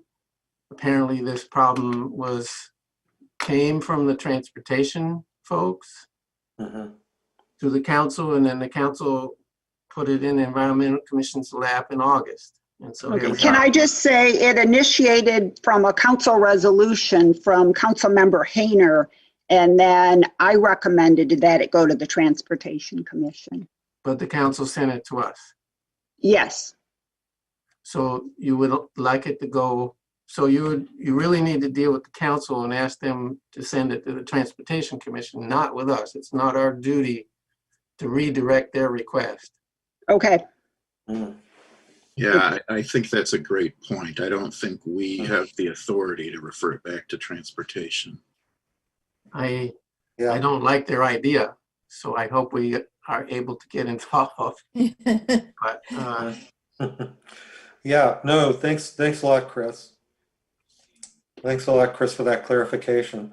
so Okay, the other way to go here is to let us get involved as the council requested, and we can contact the transportation people and see what their issue is and work it through. I mean, we don't have to go back to the council with it, but at the moment, that's the instruction from the council, is that the Environmental Commission deal with it.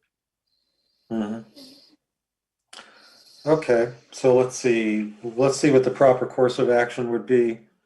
It would be that, so I wish I had the email in front of me. I think. See if I can find it for you, Steve. Okay, I think, so Chris, what do you recommend here? Well, I don't know what the problem is. We dealt with this ordinance not very long ago, and I did read it today, and it's generally good.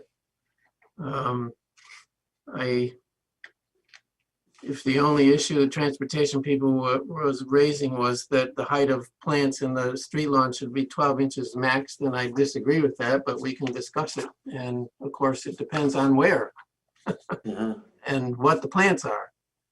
But Okay, well, one of the issues is that a commissioner, and I don't know who the commissioner was, asked some questions of staff, and staff provided responses, and that information, to my knowledge, is not online. It's only, I was given a hard copy of it, and staff's recommendation is all vegetation should be 18 inches. And that would include anything growing in the lawn extension, and that is not going to be acceptable. So why? I was just trying to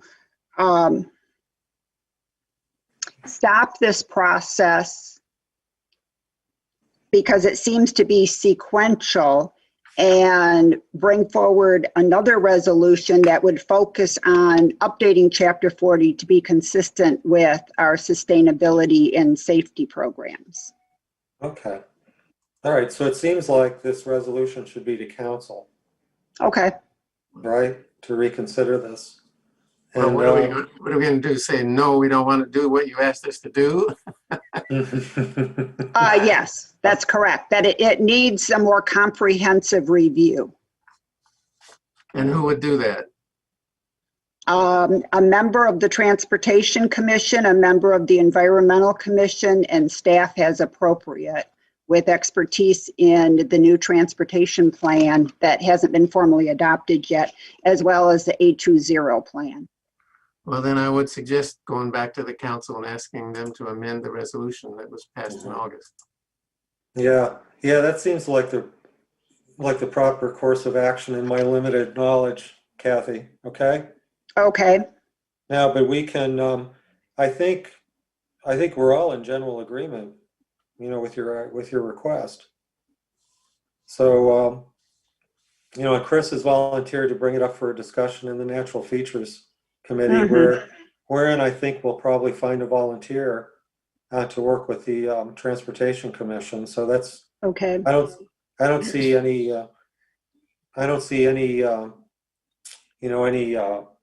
any obstacle to this.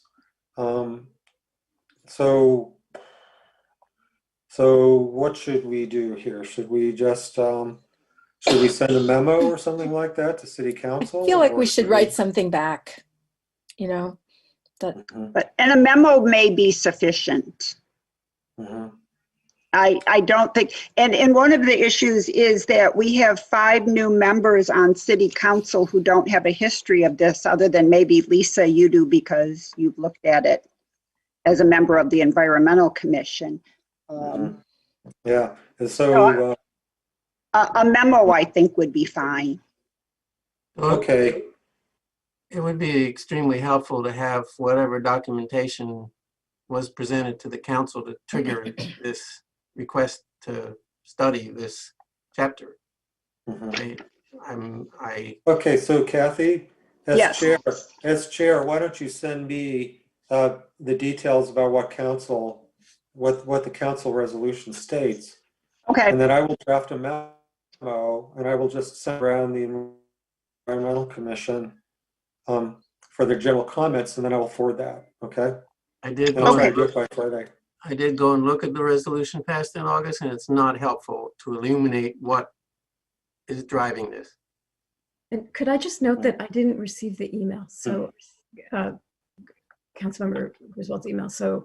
Oh, okay. Yeah. Maybe you're not on I may not yet be on. But that, yeah, which is I'll totally send fine. it to you. Oh, that's great, and I just wanted to make sure that someone puts me on the email. Okay, so given the discussion, Kathy, what do you think would be appropriate? I will send the initial resolution with an explanation of why it was sent to council, and it has to do with allowing turf grass to grow to 18 inches instead of just 12. I'll explain that. And then I think that as a result of that, if you as chair of the Environmental Commission can simply send an email to council, that would be sufficient. I don't want to take up a lot of the commission's time this evening. Billy, did you have your hand raised? But this is an important issue. Oh, yeah, sorry. While we're on the topic, I also didn't get the email, and I think I might also not be yet on the email list. I think that's correct. We've been working on updating the list, so we'll get on it. So by definition, turf grass is like Michigan Stadium or the soccer field at Ann Arbor High School. It never would be allowed to get to 12 inches. Or it's not turf grass anymore. What are we talking about? Yeah, there's material. Yeah, there's a lot of ambiguity here. So, all right, so let's leave it at this. I think we will not have an official action, but what Kathy will do is send the council resolution to everybody, so everybody on the Environmental Commission, so they can look at it. And then I will draft an email to council and send that as well, and ask for people to suggest amendments or to sign on to it. So we have a collective, so we would have presumably we would have a majority of the commissioners just sign the memo electronically and then send it to council. What do you think, Chris? I mean, John Mursky? I'm unmuted. I think that makes sense. Yeah. Yeah. Okay. And just for clarification, I'm looking at the ordinance right now, and it doesn't say turf grass, and I'm probably using that term along with a lawn, but the phrase is no vegetation shall be permitted at a height greater than 12 inches. Trees, bushes, and other woody plants on private property shall be maintained, and then they start talking about not blocking a sidewalk. So it's the language itself is not real clear. Okay. Yeah, no, there's a lot of ambiguities in that. And what frequently happens is one neighbor will report another neighbor because they're upset about something else, and then city staff who really don't have expertise in this area will come out and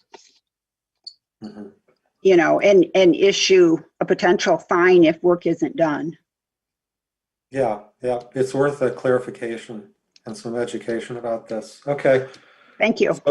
So I'll do that, okay? So Kathy, first thing is you'll send this council resolution to the Environmental Commission. Yes. Distribution list. And I will look at it and then I will draft an email to council and I will send that draft to the commissioners and then people can make comments on it and then hopefully we'll get enough people to sign on it and then we'll send it to council. And how do I send it to council? I'll have to send it through the staff, I think. There used to be a switch that worked on the city website that allowed you to communicate with one click of one button to every council member, but that's been closed down for quite a while. You have to. I don't think so. There's still. No, it's still there. Yeah. It's there. Yeah. It doesn't work. Okay. Oh, So I'll just send the email to the. I'll just send the email to the council members. Okay. Okay. So so they should be able to understand what the problem is and how we propose to resolve it. Okay. And you'll be on that list too. Okay, Kathy? Yes, thank you. Thanks a lot. Any more discussion of this item? Okay, well, considering the hour, I wanted to include as new business our annual housekeeping review of working group purpose and structure, the review of our 2020 accomplishments, and a discussion of 2021 goals, and a discussion of the annual report to council. Now, it's becoming clear to me that we will require to allow sufficient time for this. I think I'm considering calling for another special meeting sometime between now and the January 28th meeting. So I think this would be, I think this is the only way this is going to happen with a robust and complete discussion. So I'm hoping to do that. I would like to everybody else's opinion on that. We just went through 2 special meetings on the Gelman resolution, on the Plume resolution. So I don't want to be burdening everybody with too much work, but I think this is an important item, housekeeping item that deserves some time. So, and I would hope to contain it to, of course, under 2 hours. I endorse the idea, but I would recommend maybe that we hold it as a working session. So we eliminate a lot of the formality of having to go through a bunch of stuff that really isn't all that necessary, and that we just have a good open discussion that would then prepare something that we could then essentially, if it needed approval, that we could approve then in a subsequent meeting.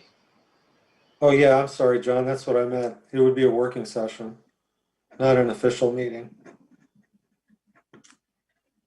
Okay, so if everybody's agreeable, any objections? When would that be, Stephen? Well, tell you what, I'll use that when to meet app to try to see what people's availability is. Okay. And then I'll see when everybody's available and just pick a few dates, okay? And hopefully people will respond soon enough that they don't fill up their calendars in between time. Okay. All right. So I'm going to table this to the discussion of our housekeeping items here, 1 through 4, to a working session that I'll schedule. I'll send out the A2 Meet thing tomorrow morning. Okay, the when to meet application. So the next item on the agenda are reports from committees. Let's see, we don't really have committees, we have working groups. So let's start with natural features. Hi, yes, here I am. Am I muted? No. We've been working through health issues and holiday issues and the complexities of rather significant changes to the UDC.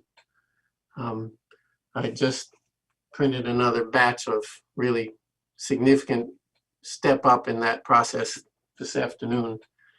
I'm hoping that we meet and a kind of joint, the committee writing the amendments and the whole Natural Features Committee Monday noon, which is a different time for both of those meetings. And maybe we can get some people that haven't been able to come to one or the other. I should report that our proposal to seize was accepted.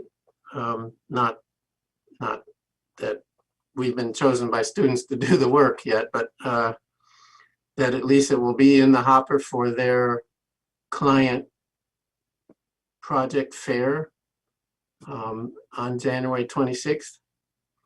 And Jason Talent, myself, and I like Lily's picture. That's a nice dog. Jason Talent, myself, Tiffany and Molly, the Public Works Director, will be on the Zoom session with the students that are interested in our proposal and try to get them excited. So keep your fingers crossed. Okay, Chris, yeah. There's more on the list, but it's getting late. Okay. All right, thanks, Chris. As far as solid waste is concerned, we had a meeting earlier this evening, and our goals for next year are going to be continuing the construction and demolition recycling ordinance. I'm working on putting together a pilot project involving several construction firms here to just do a pilot to try to see what works and what doesn't. A major barrier is having available space on site to do sorting, at the construction site to do sorting, and also the labor. The construction business is a pretty high risk, low profit enterprise in general, averaged over everything. So there'll be a lot of concerns about extra costs that might come onto a construction project. So I intend to thoroughly get this through the stakeholders. I've identified a number of stakeholders, both in in all aspects of the recycling of construction and demolition waste. We have example template ordinances from the West Coast to work with. The city of San Diego in particular has had a construction and demolition ordinance for some 12 years now. So there's a lot to work with, and I'm hoping that by the end of next year, we will have like an ordinance proposal for construction and demolition waste recycling. The other item is a zero waste planning. So that part is going to be led by Lisa Dish. And so we're looking forward, we're building a team from the community as well as from commissioners to try to develop a zero waste plan for the community. And so that's all I have to say for the solid waste working group at this point. So let's see, right now we only have those two groups, so let's pass on to other commissions. Shannon's not here, and neither is Mike Apple, I believe. Mike, are you here? No, he has not joined us. So planning and parks, how about Energy Commission, John? Just briefly, I didn't get any specific communication from Shannon about planning, but what I can share is the Energy Commission did get a document from planning laying out sort of its plans for things going to council as well as for next year. And I could share that through Steve or Galen with this group. But what I thought this group might be interested in is it indicated that revisions to the sign ordinance or an update is, I think, still targeted for a meeting in December. It wasn't specific, even though other ordinances were given specific dates. Specifically, the EV readiness ordinance is supposed to be on the agenda on the 21st. A solar height exemption also on the 21st. A solar accessory structure ordinance revision also on the 21st. And then the Ann Arbor lighting ordinance, which is a brand new ordinance, is targeted for consideration by council now in the first quarter of 21. The two solar issues are going to be discussed in the Energy Commission meeting next Tuesday. As far as our last meeting, there really wasn't anything of consequential, so I would just leave it at that. Okay, thank you, John. May I ask a question? Yes. The Ann Arbor lighting ordinance, is that the dark skies ordinance? Yes. Oh, okay, great. Yep. And some of the things that are still, I think, up for consideration are holiday lighting, and to what degree do we allow that, and for what duration of time? There was some language in there, but I think there's a couple of things like that planning felt still needs to be worked on. So that's the dark sky, so to speak. And it has obviously then environmental impacts as well as safety impacts like glare and fast and things like that. Yeah, thank you, John. Well, congratulations on all that. That's quite a lot of ordinances you've gotten through in the Energy Commission.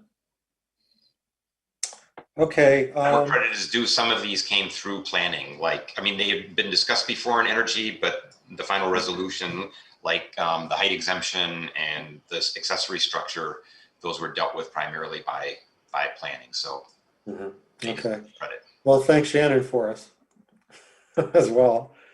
Okay. So, council. Council update, Kathy? I don't believe I have anything. Maybe Lisa does. I don't, because we haven't met for such a long time. And I realize now this group meets monthly, but so I guess it's just that the solar height exemption went through on first reading and it'll come up for a second reading. The transit-oriented development instruction to planning to work on that was passed and is in the queue with planning now. And nothing else is jumping out at me. I could be forgetting something significant. Yeah, I have a question for both of you. I mean, we had two special meetings about the fourth consent judgment, about the Gelman plume. What's council done with that so far? We are still, so there's going to be another hearing the 11th through the 13th of January in front of the judge. And this is a chance for the city to prepare briefs. And that is where we are right now, is we are taking advice from the attorneys and offering them comment for how we would like to see the judgment changed. Oh, okay. All right, good. And so it's in the Steve? city's, sorry, Kathy? Yes, I just want to say I did receive a call from Tom Crawford at the beginning of this meeting, and he just wanted to share some confidential information and let me know that we will be having a closed session next Monday, and then council received an email regarding that shortly thereafter. So there is work that's continuing to be done. The letter to the EPA, of course, is being coordinated with the other interveners. Sure, of course. And okay. You all, Steve, I just wanted to mention, you all may have heard last night that the Washtenaw County Commission passed a resolution in support of going to the EPA and going to the governor with a letter of concurrence for going to the EPA. It's a big vote. Okay. Yes. Okay. Yeah, and I believe the other interveners are considering this as well, like Scioto Township and Ann Arbor Township. I don't know about the Huron River Watershed Council, but yeah, okay. All righty. Any more from council? No. Okay. So now we devolve to the chair report, and I really don't have anything to say, except that, they're in light of the 820 efforts. A couple of my neighbors in the block here where I live have put up solar panels on their houses in the last couple of months. However, you know that the state law that's been mandating a 1% cap as a minimum, as a minimum 1% cap, will be exceeded, if not now, then within the next month or two. So this is something that I would urge everybody to contact their representative and and the Public Service Commission about getting DTE to either to voluntarily raise its cap temporarily. There is a bill in the state legislature to eliminate it entirely in the state Senate. And my understanding is that it might come up for a floor vote during the lame duck session. And that there is a fair, broad, bipartisan consensus on it, but the more people hear from their constituents, the better. So, I don't have that Senate bill number in front of me, but it's part of the Power Michigan Forward package, that was sponsored by Jeff Irwin and Yusuf Rabi. So, Consumers Energy has already voluntarily said that they would raise their minimum from 1% to 2%. Because they're under the same problem, but DT has not said anything so far. They may not do anything voluntarily, and this bill may not pass. So I would urge everybody to consider contacting both the Public Service Commission and your representatives about it to get that cap raised. Okay, that's all I have to say. So we move on to report from staff. Galen, you've been quiet lately. Okay, in the Office of Sustainability and Innovations, we've had a good run last few weeks. We kicked off our 820 Ambassadors Program, the 9-week program. We have about 23 folks enrolled in that program. They kicked it off with equity on November 18th, and yesterday was the introduction to sustainability, climate change, climate action, and its intersectionality. So we got to talk a little bit more about equity, following up off our first session. And next week, we'll be covering electrification. So it's been some really, really good presentations. We have a whole list of good speakers lined up in a 9-week course for our residents. So we're empowering residents, to take charge and learn about carbon neutrality. So I'll send out the invite. If anybody wants to come, you're welcome to sit in on it. Okay, great. Thanks, Galen. And one last thing is next Wednesday at 7 p.m. and we go from 7 to 9. And it meets every Wednesday. Galen, my understanding is you got something like 60 people that indicated that they were interested. And so what people might want to know on this commission, and if they get an inquiry, it's not that we're discouraging people or anything like that. It's just that I think OSI wants to limit participation to a manageable group and work its way down. But for sure, we want more people to step up as potential volunteers. Is that correct? That is correct. We did have a potential of 60, folks who wanted to participate. We wanted 15 and ended up taking 23. And it's it's wide, all across the city. It's dispersed. We got folks from different economic backgrounds, cultures, and we got a good representation of each ward in the city. So, those would be good folks to go out there and, be the choir like you guys. Well, that's great news. That's great news, Galen. Yeah. Okay. So the next item is action items. So Rita is going to distribute that draft of the floodplain management resolution for final comment, and then by 10 o'clock tomorrow morning, she will send it through Galen and through the proper channels to send it, the approved amended resolution, to council. And I'm sending it right now. It's out. Excellent. Okay. I will, Kathy's going to send out this, the council resolution on chapter 40, code 3, Yes. chapter 40 to all of us. And then I will email council, draft an email to council and basically requesting that it be sent back to a working group opposed to the Transportation and Environmental Commission. And I will get that done by noon tomorrow. And then, Stephen, may I interrupt quickly? There was also a referral to the Disability Commission. So would it be acceptable to this group to add the Disability Commission to the working group? No, of course.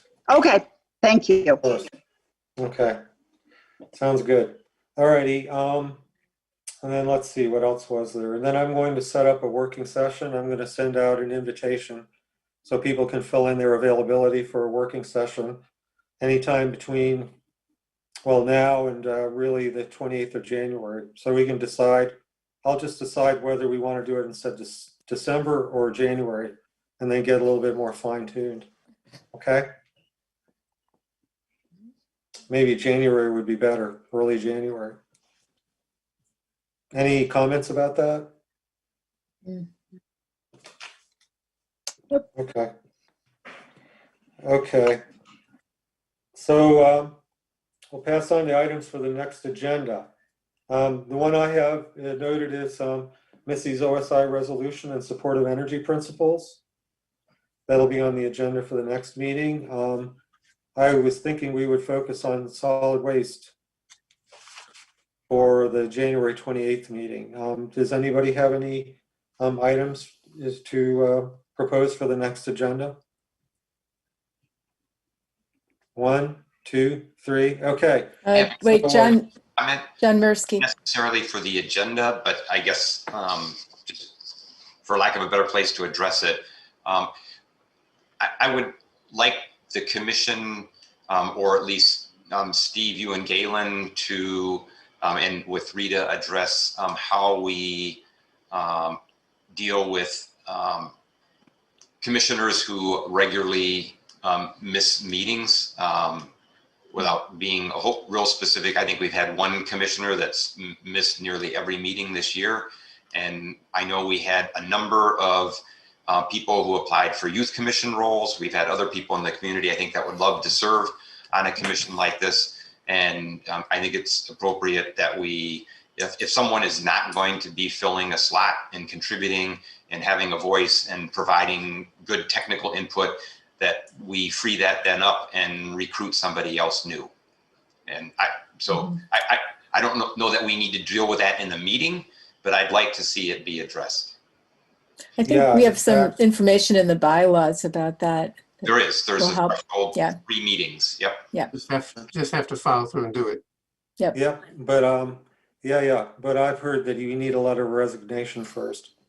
So I've been making some inquiries, but I will follow up with those and let everybody know offline what's going on. Okay.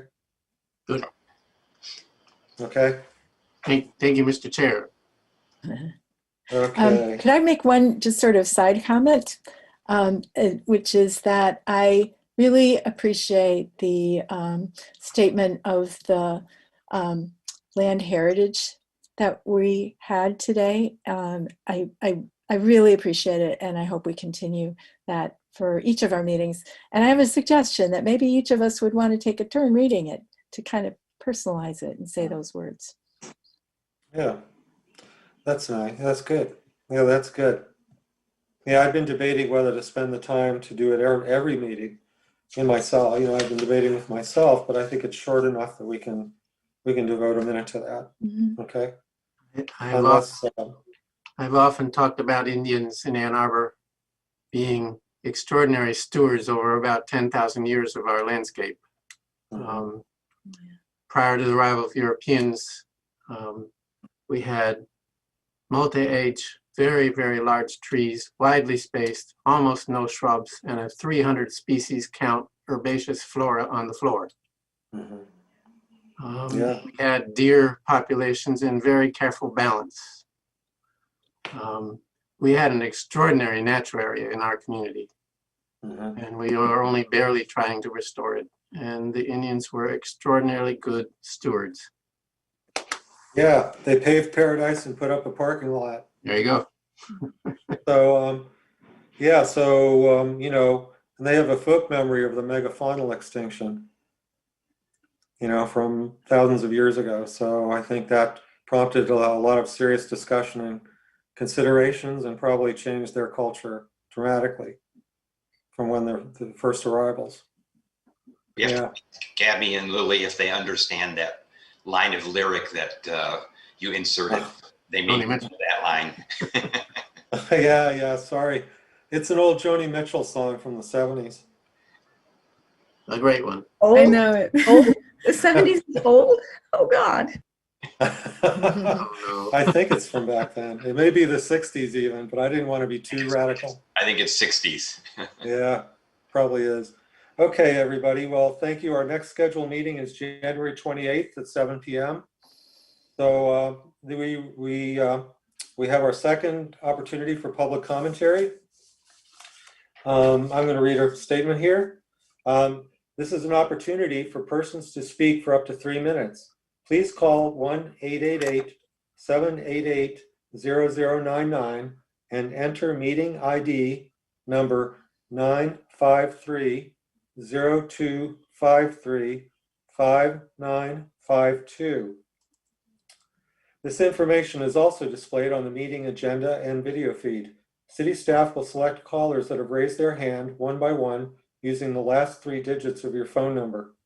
In order to electronically raise your hand to indicate your desire to speak, please press *9 on your phone. You will hear an automated announcement that the host is allowing you to speak. When speaking, please move to a quiet area and mute any television or background sounds so that we may hear you clearly. Please state your name and address at the beginning of your comments. And please be patient. There is up to a 30-second delay before the connection is established. Okay. We do have a caller with their hand up. Great. Okay, why don't we put them online? All righty. That's going to be caller 464. Caller 464, you are now allowed to talk.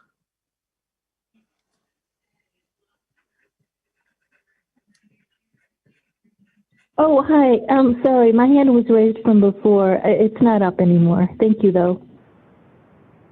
Oh, all right. Okay.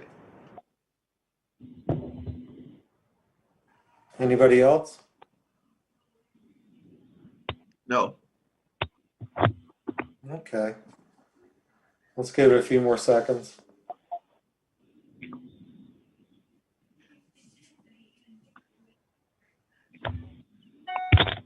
Okay, I think we're past 30 seconds. So, all right, so I call this meeting adjourned. Thank you, everybody. At 9:23 p.m. Bye-bye.